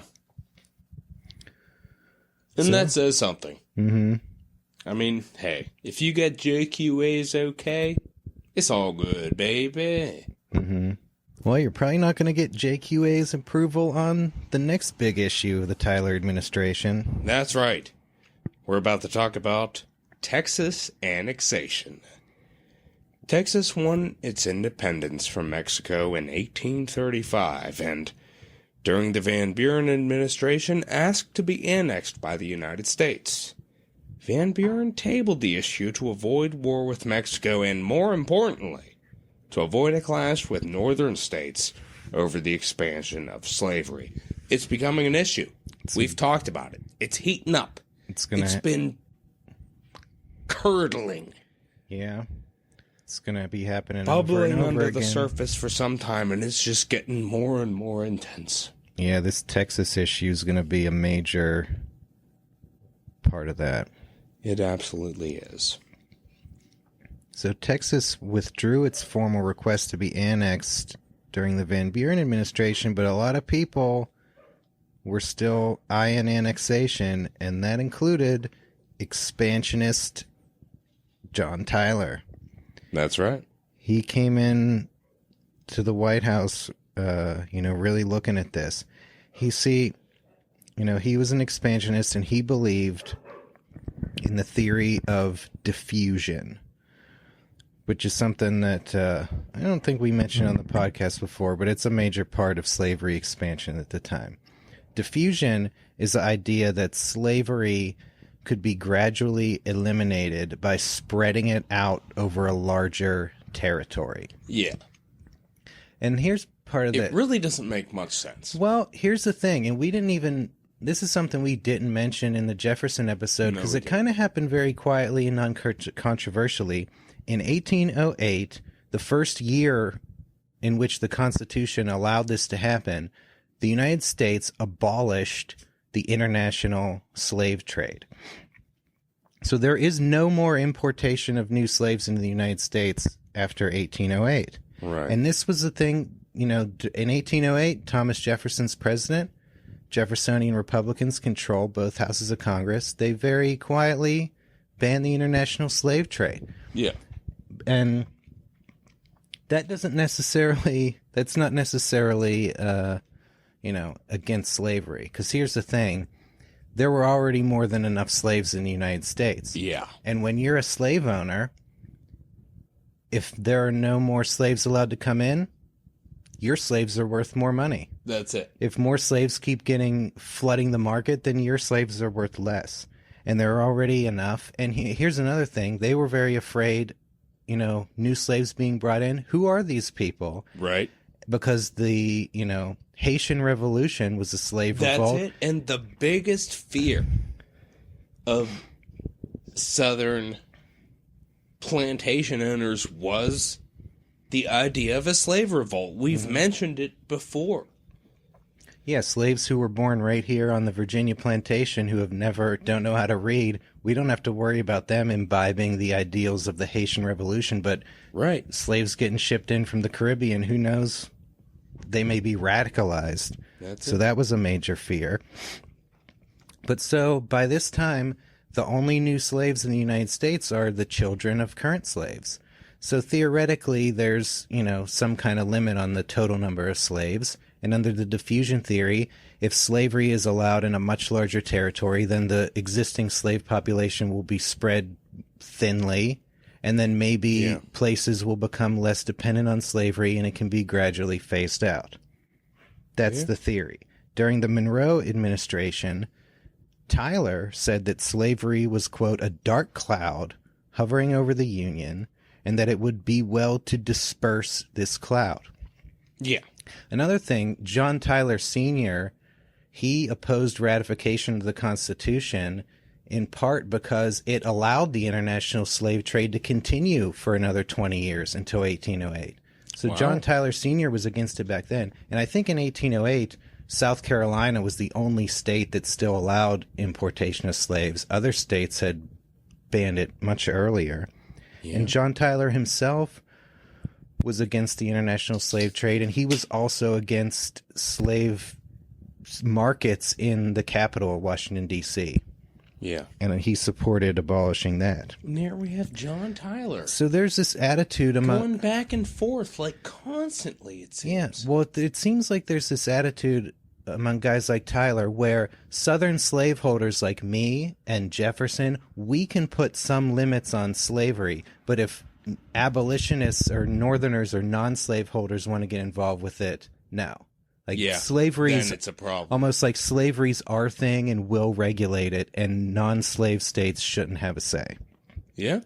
And they don't want, so that's going to be an issue with Texas. Because the thing about diffusion, that's the theory, but as we can see in hindsight, the slave trade was banned for 50 years up to the Civil War. But it's going to continue to expand up until that point. Yeah.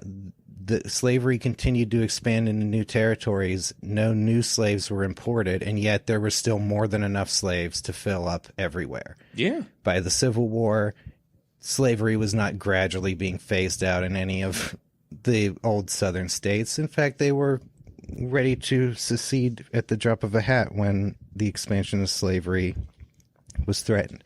So diffusion... Just another fantasy. Mm-hmm. Used to pass the buck onto a future generation, is it not? Yep. Another way for slave owners to justify kicking the can down the road. People like Jefferson and Madison who openly believe slavery is wrong. And Tyler, a guy who called it a dark cloud, not necessarily of the school of people who end up claiming slavery as a positive good, but a necessary evil. Diffusion is another fantasy that they love that allows them to keep doing whatever they want. That's it. So that's part of the backdrop of Texas annexation. And here's where we mentioned in episode 4 James Madison's argument in Federalist Paper number 10, his revolutionary argument that republics are more stable if they are existing on a large scale. Now, in Tyler's time, that argument is being used as an argument for the continual expansion of the Union.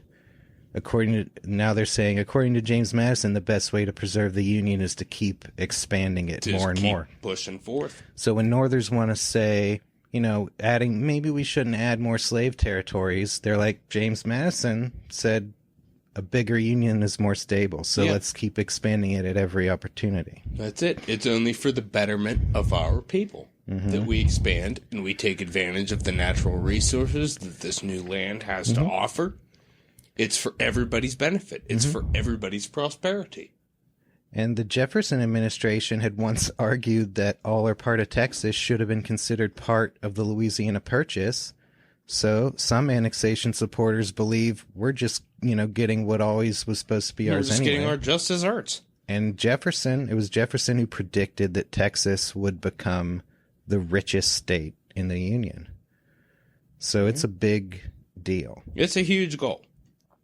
It's one of Tyler's main goals when he becomes president, but he put it on the back burner because Secretary of State Daniel Webster was opposed to it, and he needed Webster to deal with Britain and to give a little middle finger to Henry Clay. That's it. But once that's done, I mean, Webster ends up resigning. Yeah, after the Webster-Ashburton Treaty, Webster resigned both because Whigs wanted him to turn his back on Tyler and because Tyler wanted to pivot to Texas and wanted a Secretary of State that was going to back him on that. That's it. So in May 1843, Tyler appoints Hugh Laguerre of South Carolina, one of his closest supporters. But Laguerre suddenly dies a month later. What does Tyler do? He promotes the Secretary of the Navy, Abel Upshur of Virginia, to be Secretary of State. Thomas Gilmer of Virginia, who replaced Upshur as Navy Secretary, was also an ardent supporter of annexation. So Tyler's surrounding himself with the annexation team. Upshur began negotiations with Isaac Van Zandt, the Texan ambassador to the United States, on a treaty of annexation. Texas wanted to be annexed, but it didn't want to start pursuing annexation only to have the U.S. back out and leave it at the altar. And it also wants assurances of military protection against Mexico. See, because Mexico never recognized Texas independence. No. And they're still technically at war. It had been, 7 years since Texas won its independence, but there's kind of a Cold War going on for a while. And then in 1842, Mexico tried to seize San Antonio. Yeah. Mexico finds out about Upshur's negotiations. It's ready to declare war and sever relations with the United States. Yeah, it threatens that's what's going to happen if you annex So that's a Texas. big problem. Mm-hmm. So, yeah, to many people, annexing Texas means war with Mexico immediately. Yeah. But Tyler doesn't give a shit. He gives assurances to the Texas representatives that he's going to send troops. And he maybe kind of doesn't have authority to make that call. That's right. It's up He to just Congress. does it. It's up What to a Congress to brazen declare war. act. That's just a brazen, ballsy act by John Tyler. Mm-hmm. He's not shy. No. And he's certainly ballsy. Mm-hmm. As we'll continue to find out. Indeed. So Abel Upshur was secretly lobbying senators to support annexation, and he assured the Texas representatives that at least 40 senators were on board, more than the 2/3 necessary for ratification. So it looks like the treaty is in its final stages. It's ready to be passed when a sudden event intervened, kind of shook things up. Yeah. We'll get to that in a minute. First, we're going to catch you up on another aspect. Tyler's personal life Yeah. ended up being affected by the same event. Let's hit the brakes. In 1839, John Tyler's wife, Leticia Christian Tyler, suffered a paralytic stroke that left her as an invalid. As First Lady, she remained in the upstairs living quarters of the White House and only came down on one occasion, the wedding of her daughter Elizabeth. On September 10th, 1842, she suffered another stroke and died at the age of 51, the first First Lady to die in the White House. She was John Tyler's beloved wife of 29 years. Wow. And provided him with 8 children. He must be pretty broken up. He's pretty broken up. But not for too long. He was single and ready to mingle. And less than 6 months later, he proposed to Miss Julia Gardner at a White House masquerade ball. Julia was 22 years old at the time, and Tyler was 52. She was the daughter of a wealthy New York landowner and former state senator. Now, we're talking New York socialite. Yeah. 10 years ago, you might have said she was the Paris Hilton of first ladies. Maybe now you'd say she was the Kim Kardashian of first ladies. Had that booty action. Indeed. In 1839, she shocked polite society by posing as an artist's model for a department store ad that identified her as, quote, the Rose of Long Island. Now, I looked at this. It's a drawing of a woman who is fully clothed. Yeah. It doesn't seem revealing or no, there's nothing scandalous at all. There's nothing scandalous about it at all. I guess just the fact that a high society woman would lower herself to appear in an advertisement. In a caricature, I guess. I don't know. It was considered a major scandal, and her family took her to Europe while it blew over. Yeah, it just seems ridiculous to me. There doesn't seem to be anything outrageous about it whatsoever. You can go to our Twitter and Instagram. We'll post a picture of the ad. Yeah, and you'll see, like, wow, what a stupid waste of a scandal. Yeah, I would have hoped to see a more scandalous depiction of Julia Gardner, but how you can see how little it takes to be the Kim Kardashian of 1839. Yeah, I reckon so. You know, after she went to Europe, her father took her and her sister to the federal capital to look for husbands among Washington high society. According to the book, The Secret Lives of U.S. Presidents, John Tyler's son, John Jr., fell for the flirtatious Julia and considered leaving his wife for her. We've mentioned it. Yep. You listeners, you know all about it. Episode 3, Top 5 Presidential Cradle Robbers, number 2, John Tyler. That's right. So you know all about this. John Jr. Get out of the way. Trying to hook up with a woman, and his dad's like, He moves on, and he sidles on up to her. Leticia Christian Tyler, barely cold in the ground. That's it. But she's going to refuse his initial proposal. Yep. And subsequent proposals. He doesn't take no for an answer. She continues to spend time with him. She's playing a little bit of hard to get with Johnny Ty. He's the president. That's it. But the hard to get changes one day. That brings us to February 28th, 1844. President Tyler is hosting a public reception aboard the U.S. Navy's new state-of-the-art warship, the USS Princeton.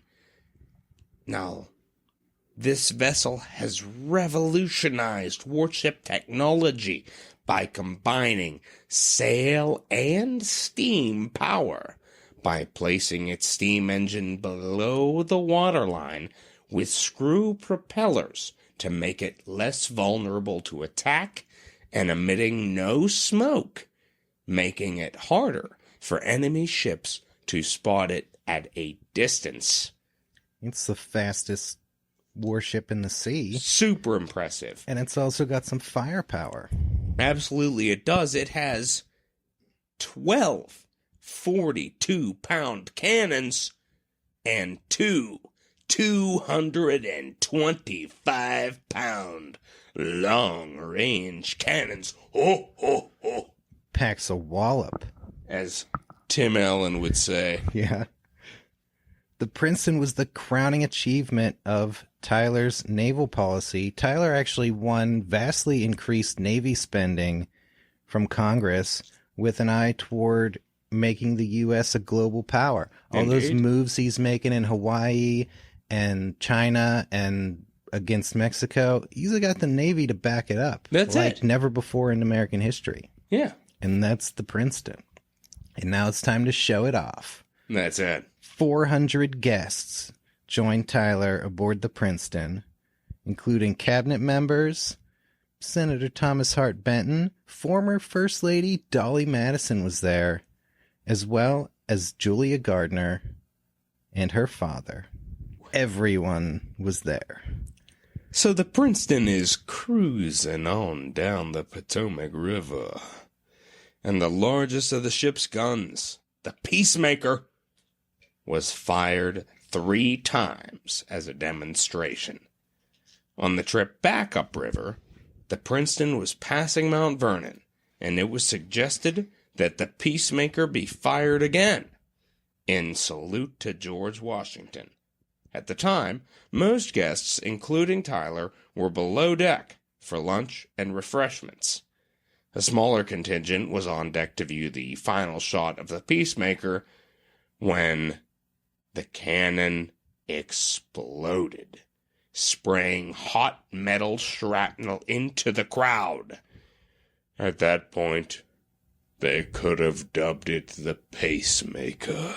Absolute carnage ensued.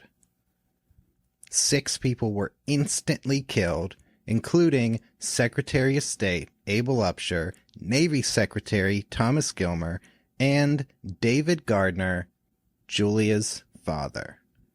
Up to 20 others were injured, including Senator Benton and the ship's captain, Robert Stockton. Upon hearing of her father's death, Julia Gardner fainted. When she woke up, she was in President Tyler's arms. And there she would remain for the rest of his life.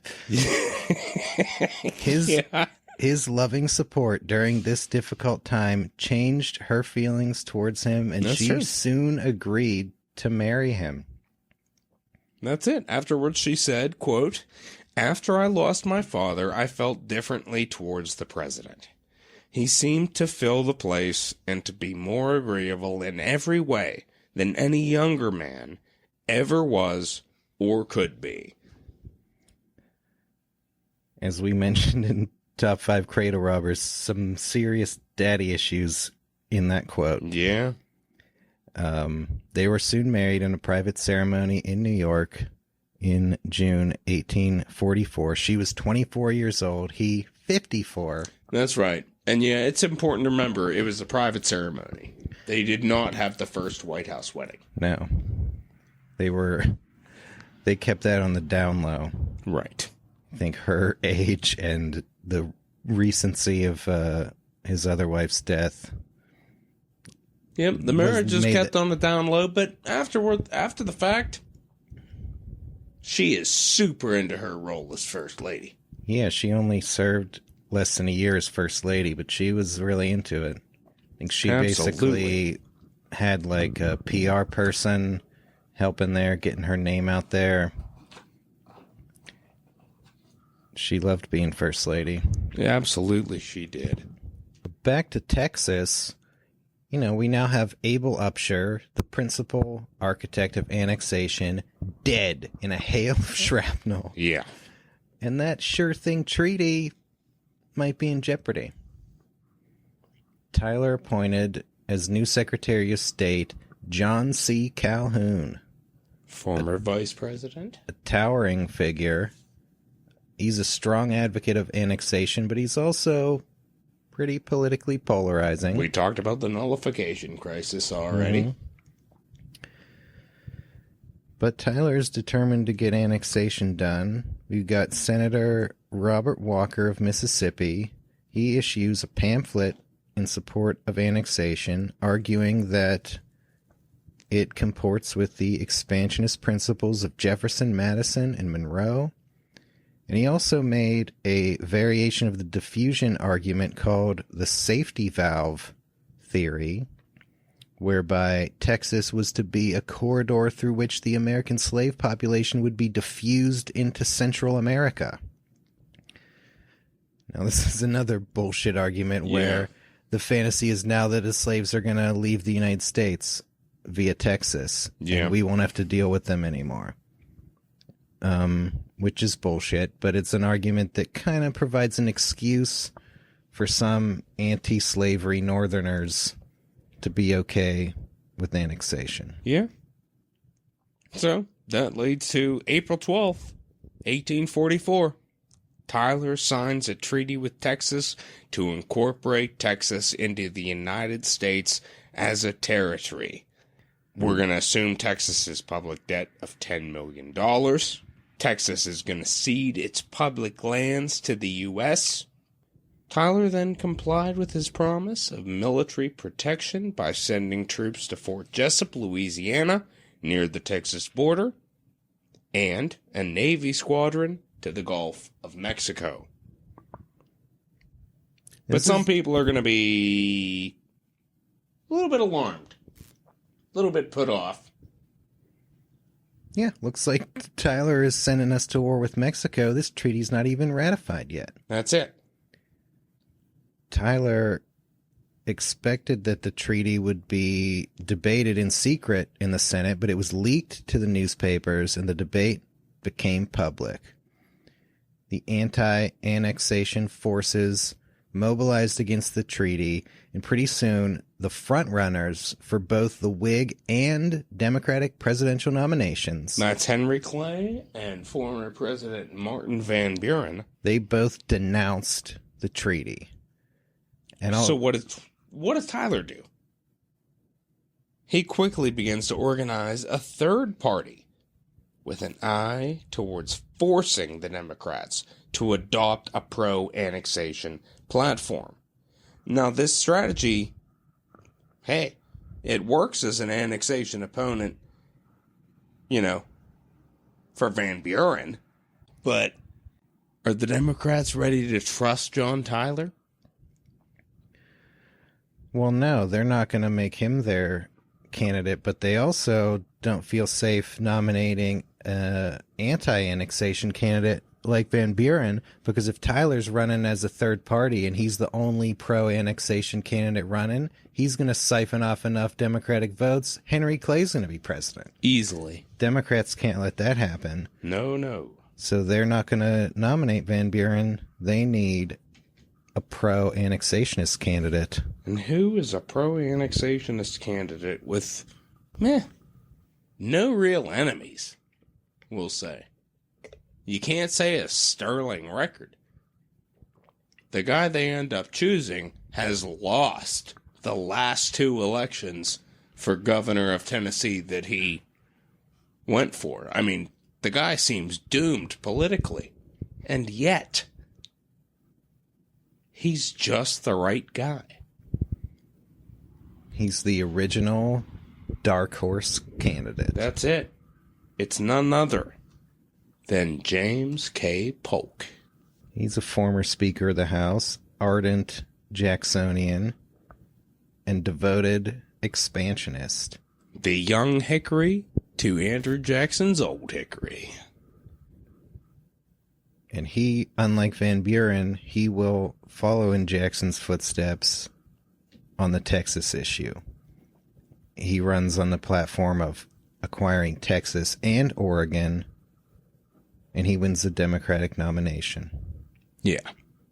Now, as for Tyler, he has to decide to back down. He wanted it.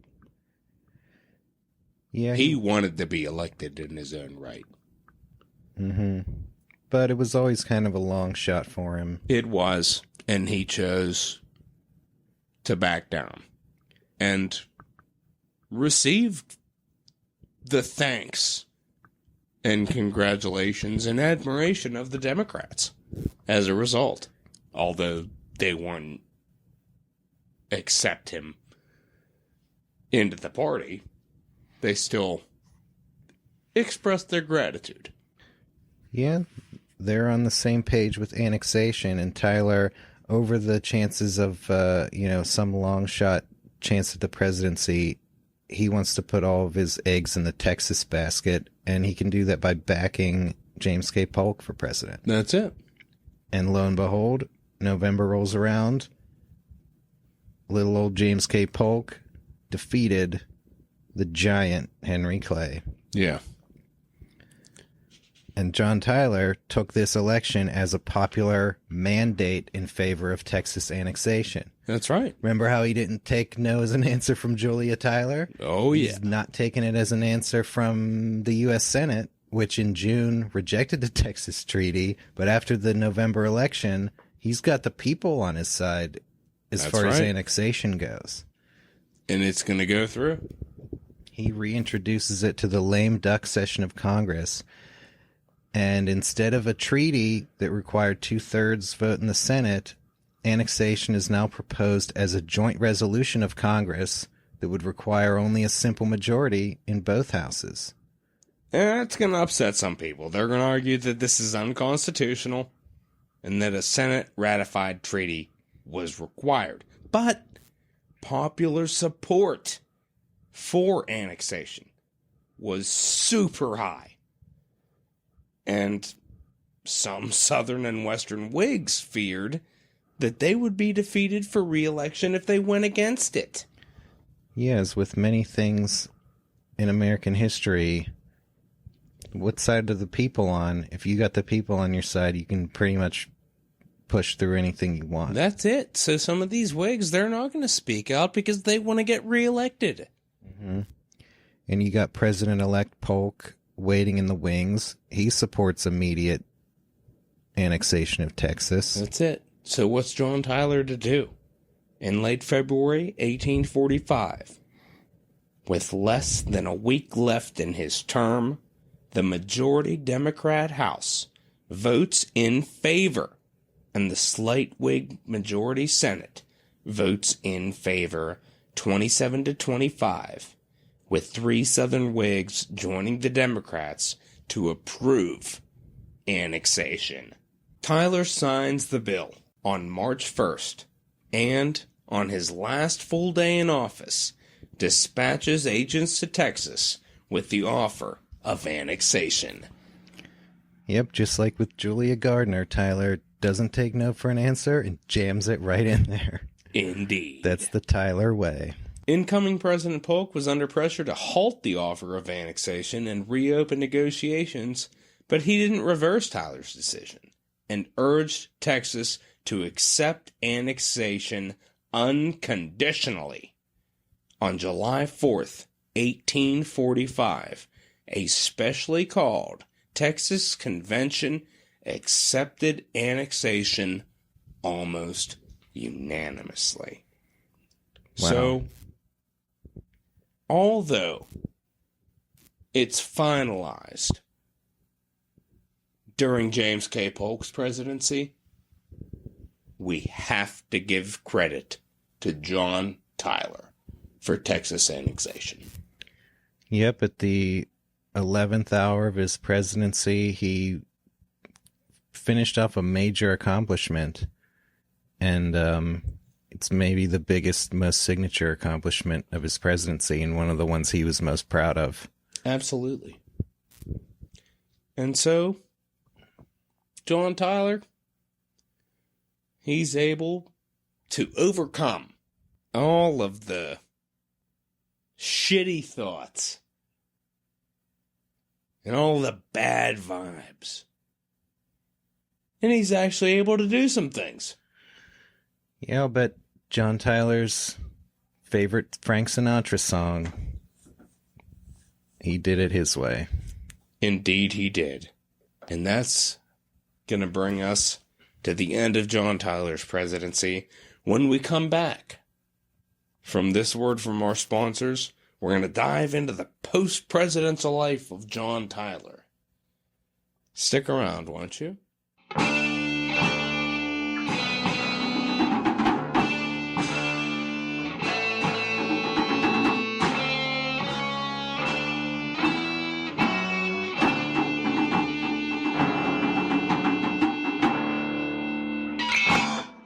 The Dead Presidents Podcast is brought to you in part by CT & Son, which has just received a shipment of men's superfine Chinese silk shirts. Oh.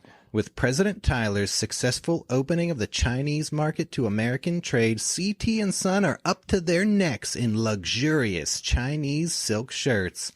Fellas, With one of these sleek, smooth shirts on your back, you'll be turning heads and pulling Julia Gardner caliber babes. Head on down to CT and Son. Get hooked up with the hottest new style, and pretty soon you'll be getting laid as much as John Tyler. That's a message from our sponsor, CT and Son.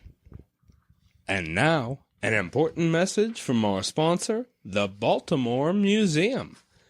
Novel amusements. An unparalleled and pleasing exhibition is happening for a short time only. It will commence this Wednesday evening and continue for a few days. Ladies and gentlemen, step right up and see the surprising feats of the wonderful performing birds with educated Grecian dog Apollo and Mr. Wyman, unrivaled magician and ventriloquist.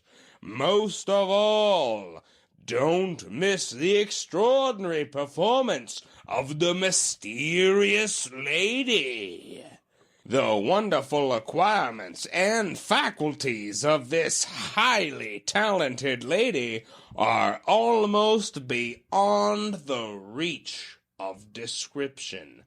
Performance to commence at 8:30. Admittance 25 cents. Children half price. No postponement on account of weather.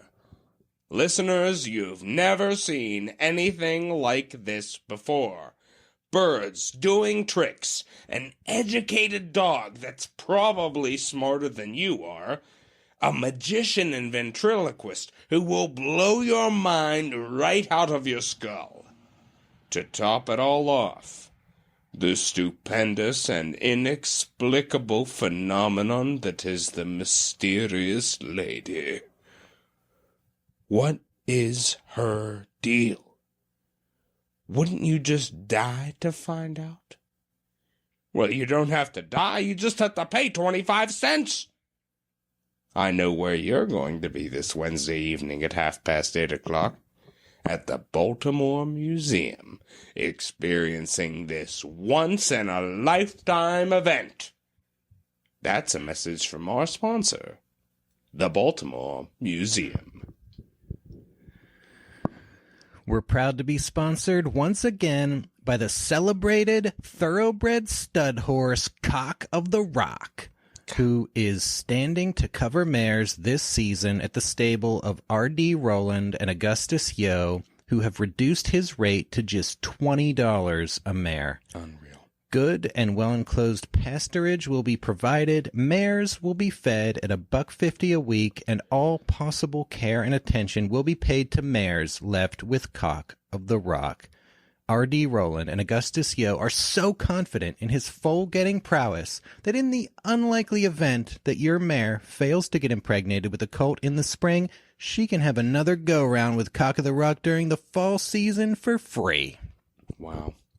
Listeners, Cock of the Rock has been sponsoring ads on this show since the John Quincy Adams administration. He is the official stud horse of the Dead President's podcast, but he's getting up there in years.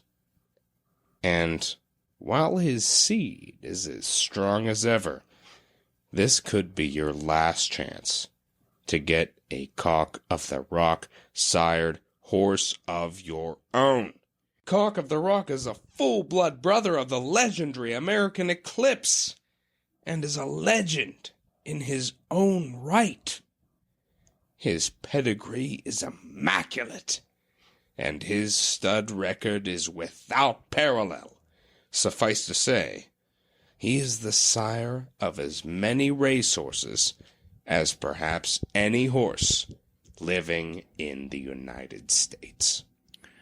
Now, apparently a rumor has been floating around that the magnificent horse standing to cover mares at the stable of R.D. Rowland and Augustus Yo is not the genuine Cock of the Rock, but some imposter. Listeners, this rumor is entirely unfounded.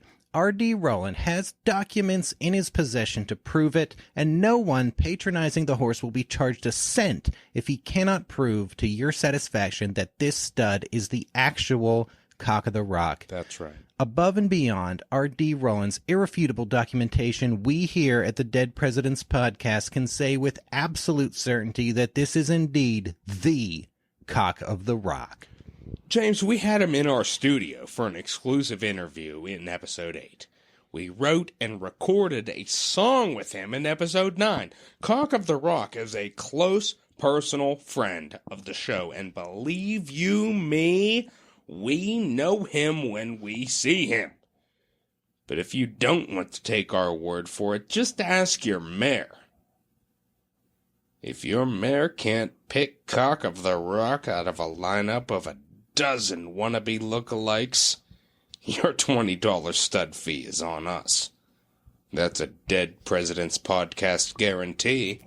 If you think you've seen your mare in heat before, put her next to Cock of the Rock and watch her catch on fire. This stallion is the real deal, except no substitutes. That's a message from our sponsor, Cock of the Rock. And now, back to the show.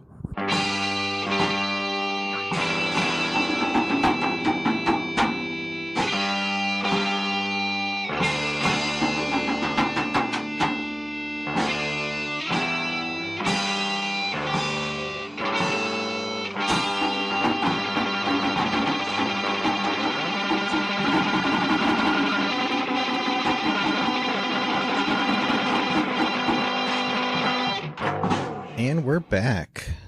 Gonna wrap things up with the post-presidential life of John Tyler. He left the White House victorious on Texas.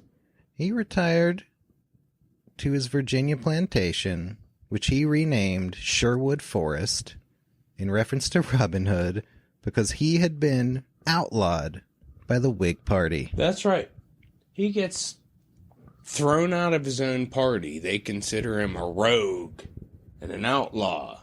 And he takes it in stride and names his plantation Sherwood Forest as a result. Yeah, I think it was towards the end of his presidency. He was having some, big shindig. Yeah. Julia set up. Yeah. Taking her place. Julia Tyler was not First Lady for long, but she made her mark, and she threw this huge ball. Mm-hmm. And there was a lot of people there.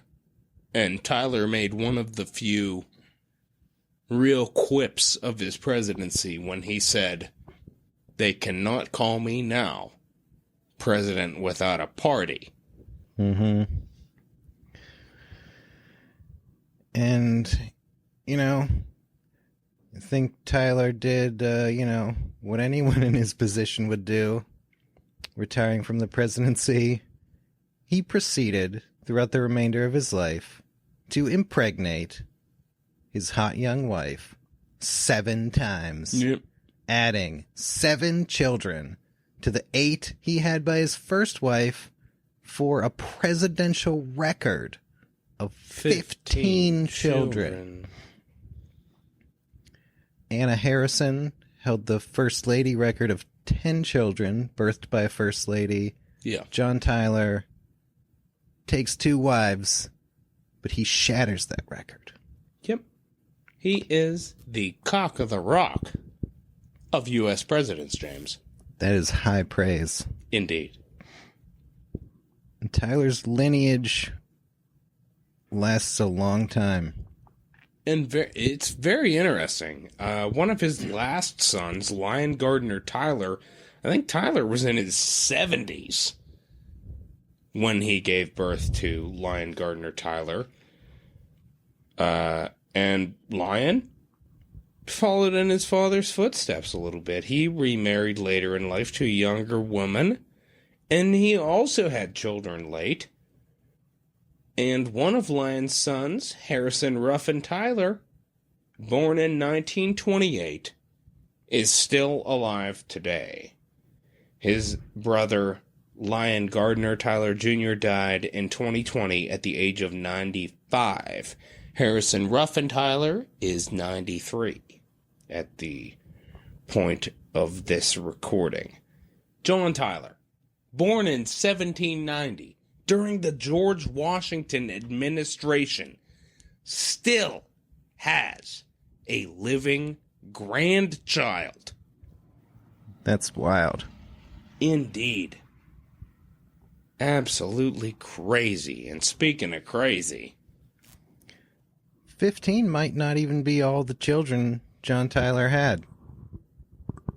In 1841, abolitionist Joshua Leavitt, publisher of The Emancipator, made an allegation that Tyler fathered at least 2 children by slave women.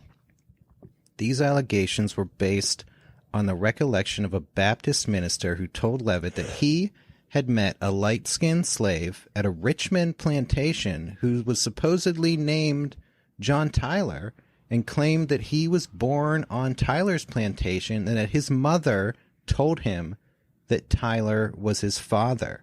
Ooh. Another slave named Charles Tyler was John Tyler's body servant when he was a senator, later escaped to Canada, ended up in Britain, also allegedly Tyler's son.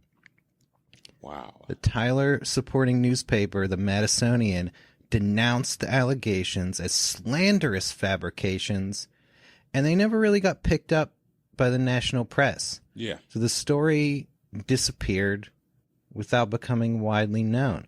But there are African-American families living in Virginia today that believe through their family oral tradition that they are descendants of John Tyler.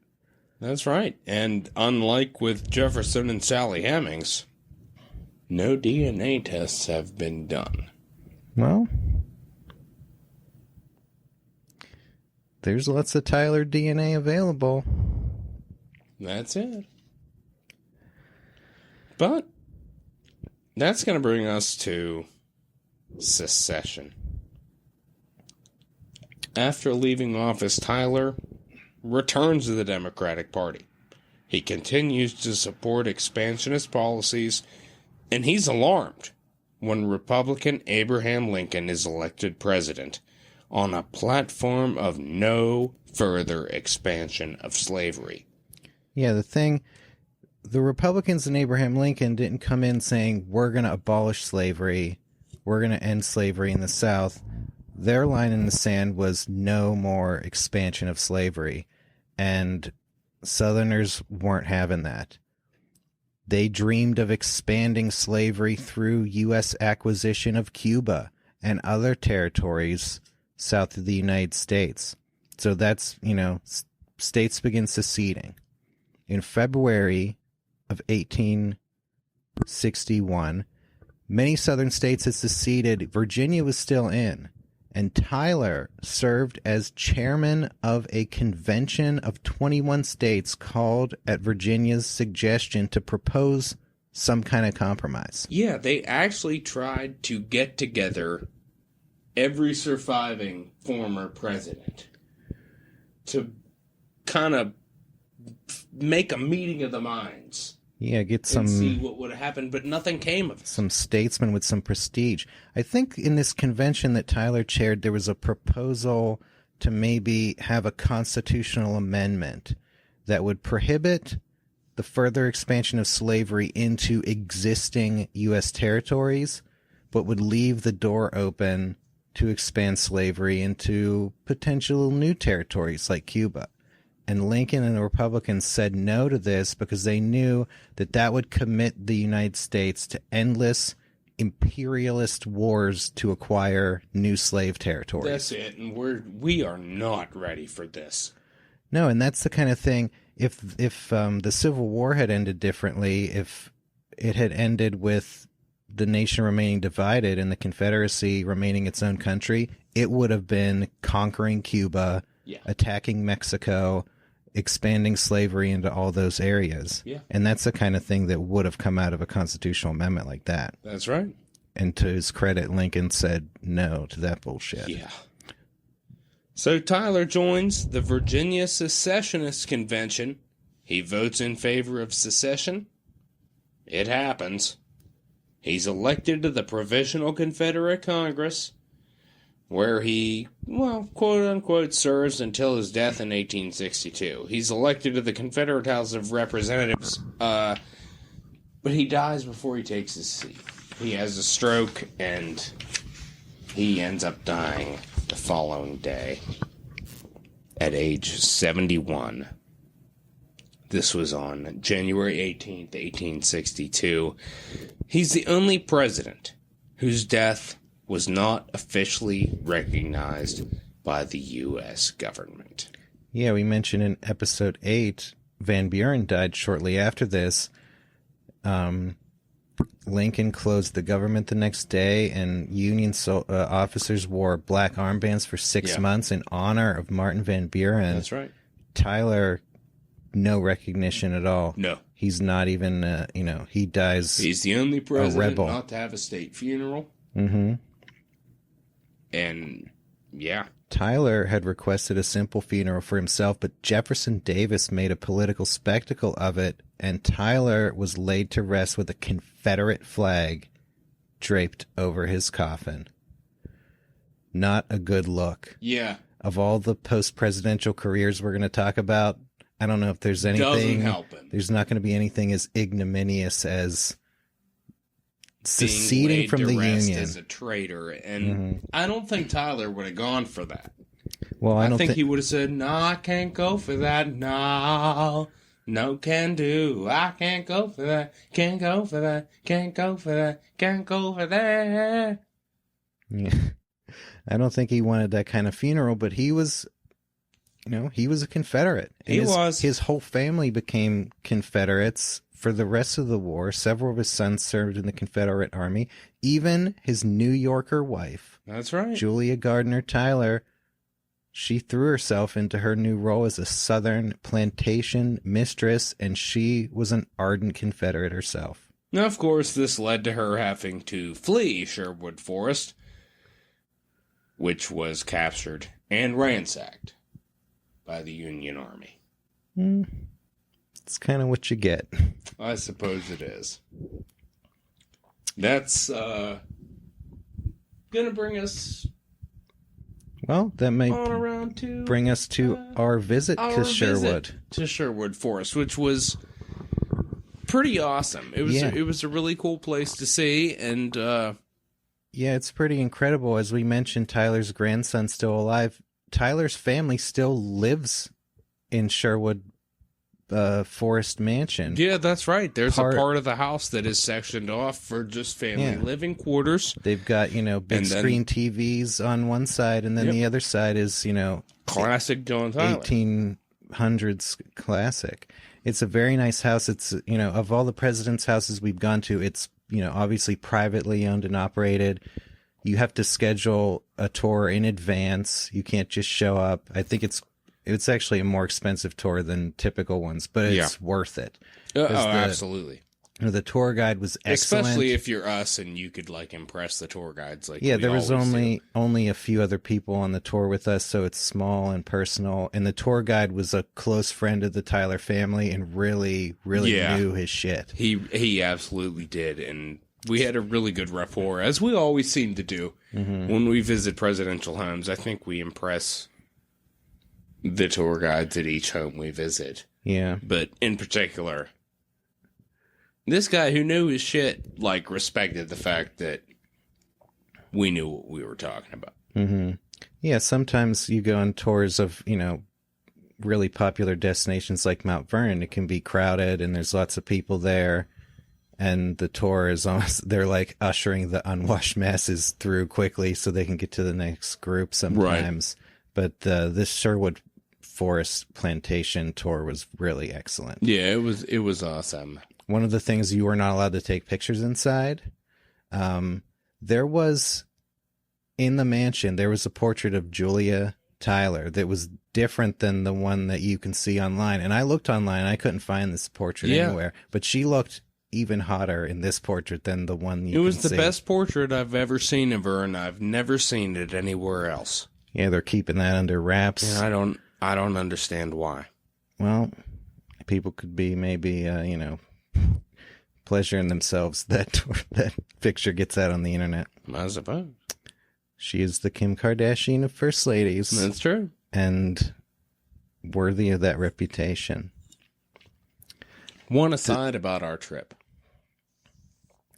Well, I want to mention also that, like, Mount Vernon had the outhouse. Sherwood Forest had one of those as well. That's right. So 3 people can use it at the same time. You and 2 of your friends can take a dump like President Tyler. And, I guess having 15 children, there's a long line for the bathroom. That's it. And you need, that's so much as the capacity. tour guide said, One of the other things we saw at Sherwood Forest while we were waiting for the tour to begin, we were walking around the outside grounds, and on the back of the house, this is what I initially brought up. Yeah. This was fascinating. We saw a spider web on the back of the house. Entangled in this spider web, fighting for its life, was a praying mantis. That's right. It was pretty crazy. So we were faced with the decision. Yeah. Do we let nature take its course? Or do we intervene and save the life of this praying mantis? We chose the latter. Yeah, we decided.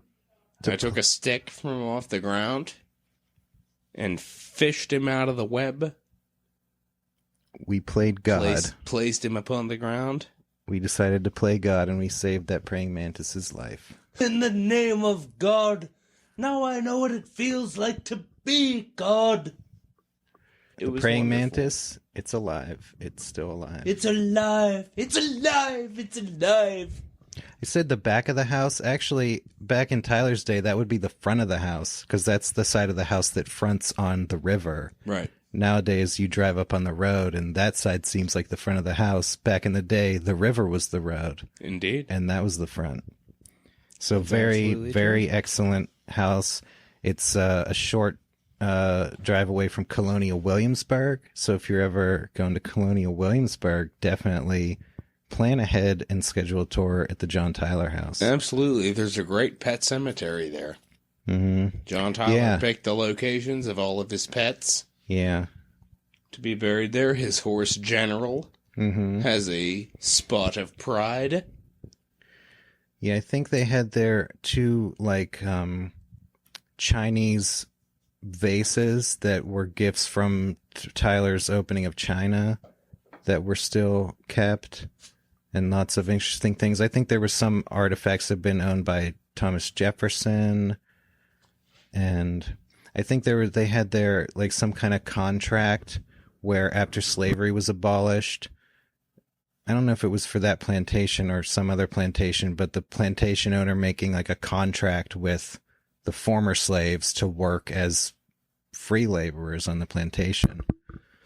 So it's really well preserved and very interesting. Yeah, it's an awesome place. And you get a little bit of the feel of what John Tyler was like as a person, and that's what we're going to dive into now. What was John Tyler's character? What was he like as a person? He was he knew his way around the violin. He could fiddle. Mm-hmm. Had a pet canary by the name of Johnny Ty. He was up to date on all the latest dances. Going back to our trip, the one main hallway, super long but kind of thin, that they would use for dances, and it was designed for the latest style of dance. I mean, they were entertainers. They would have pretty awesome parties. Tyler, I mean, he himself, it was said he caught cold kind of easily. He had indigestion troubles throughout his life. different things like that. Not too uncommon for the time. James K. Polk would go through the same thing, although much more exacerbated. But an interesting guy, somewhat overlooked president, perhaps. Listeners to the podcast now know about a lot of important things that happened during his presidency. He, very important how he stood up to the Whigs who wanted to make him acting president and have the president just be a figurehead. Like, I think was kind of their plan with old William Henry Harrison, who might, who they thought they could dominate. Tyler wasn't having that. No. And if he had let that happen, it might have created a precedent not only for vice presidents assuming the office, but for presidents in general.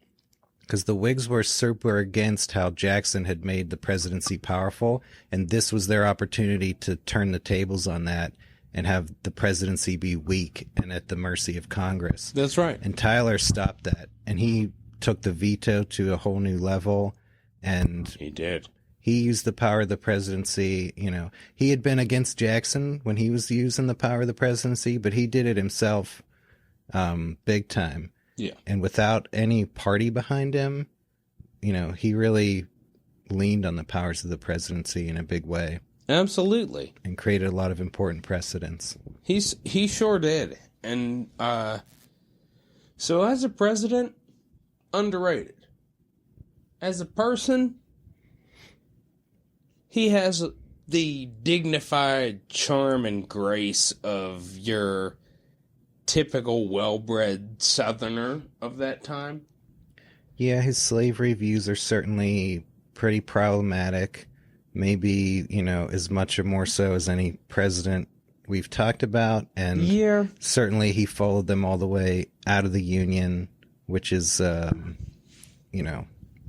not a good look. Well, and I think what's more is it's commonly reported that he was only in his element among a certain class of people. Around working people, he would become a different person. Ill at ease, aloof, unresponsive, quiet. And a lot of people took that for vanity. Robert Seeger, one of the Tyler biographers we'll mention here momentarily, pointed out that, quote, what appeared to be vanity was an ingrained shyness and discomfort in the presence of people with dirty fingernails. He had never any experience with these people, and he was too diffident to gain any. Yeah, Tyler, not the Jackson-like man of the people. No. And that, as he never got elected president, so nobody ever looked at John Tyler and thought, yeah, this guy's going to run for president. Of all the presidents we've talked about in the podcast so far, probably maybe least distinguished as far as his pre-presidential career goes. And of course, his pre-presidential career didn't win him the nomination and election to president like all previous presidents had. No. He backed into it despite being maybe not, at least publicly, of the stature you'd expect of a president. No, and this is going to kind of be the beginning of that sort of thing. Mm-hmm. To a certain extent. Yeah, because, Polk also not super distinguished compromise candidate. We had, Taylor was a war hero. Fillmore was to balance a ticket. Pierce, his war record was wishy-washy, which we'll get into. But I think at this point, let's try and, well, as our listeners know, we cannot sum up our subjects. We leave it up to their contemporaries. So, let's hear some final quotes on our 10th president, John Tyler. We've got John H. Pleasance, who is editor of the Richmond Whig. He said in 1841, "I could not believe that a man so commonplace, so absolutely inferior to many 15-shilling lawyers whom you may meet at every county court in Virginia, would seriously aspire to the first station of mankind. Also in 1841, upon the sudden death of William Henry Harrison and the subsequent accession of Tyler to the presidency, none other than Andrew Jackson said, quote, "A kind and overruling providence has interfered to prolong our glorious union. For surely Tyler will stay the corruptions of this clique who has got into power by deluding the people by the grossest of slanders." That's one former president happy about Tyler's accession. That's right. Here's a former president, John Quincy Adams, who expressed his view at the same time. Let's see what he said. Tyler is a political sectarian of the slave-driving Virginian Jeffersonian school, principled against all improvement, with all the interests and passions and vices of slavery rooted in his moral and political constitution, with talents not above mediocrity, and a spirit incapable of expansion to the dimensions of the station upon which he has been cast by the hand of Providence. It's a harsh burn from JQA, man. Mm-hmm. However, the author Charles Dickens said after visiting the White House in 1842 about John Tyler, quote, "His manner was remarkably unaffected. I thought that in his whole carriage he became his station well."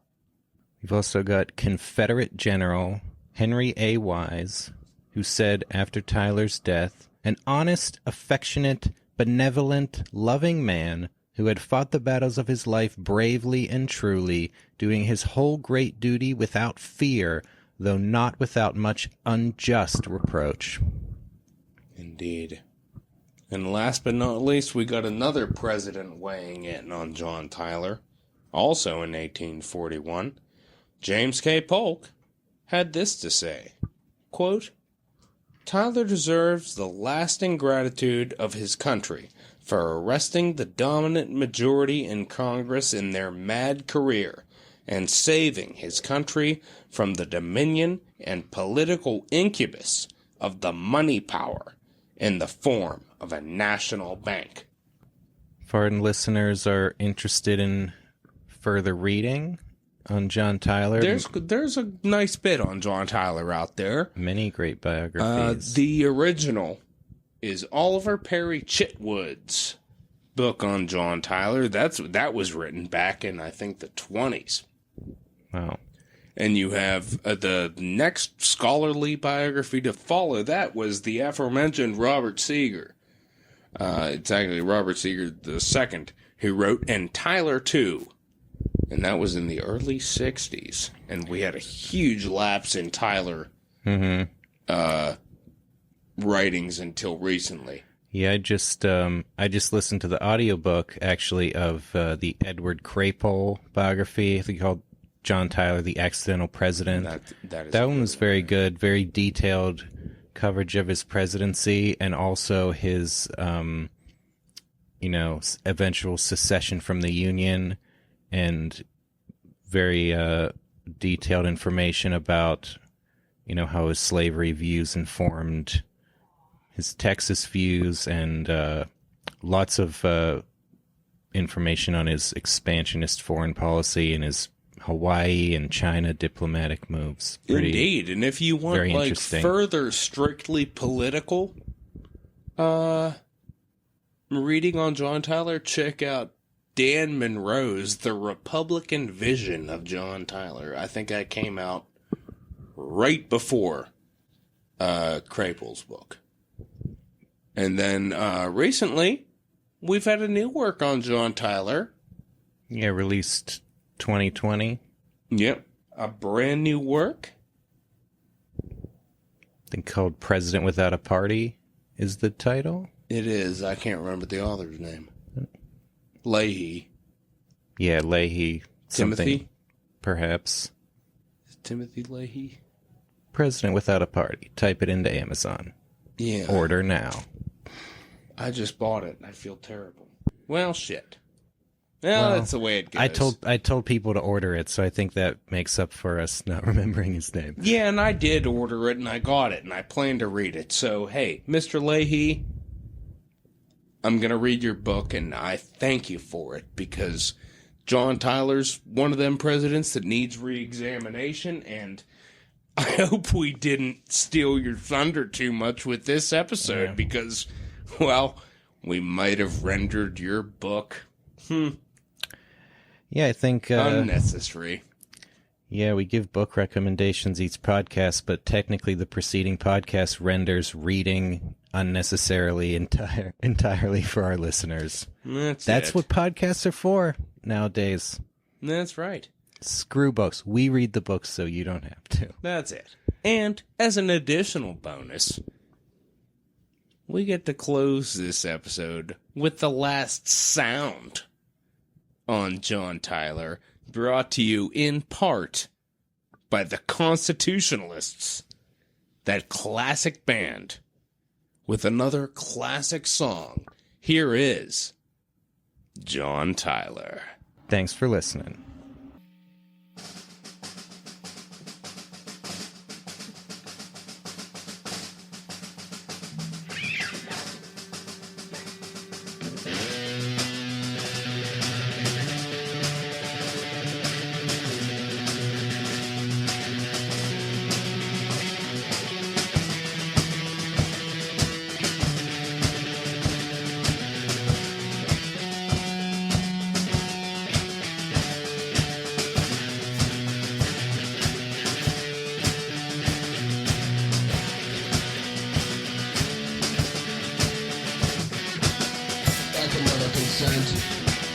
So being dictated to, I am the president. When you think otherwise, your resignations will be accepted.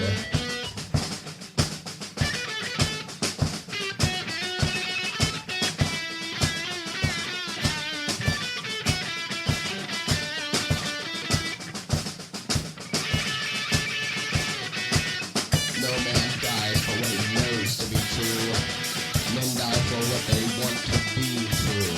For what some terror in their hearts tells them is not true.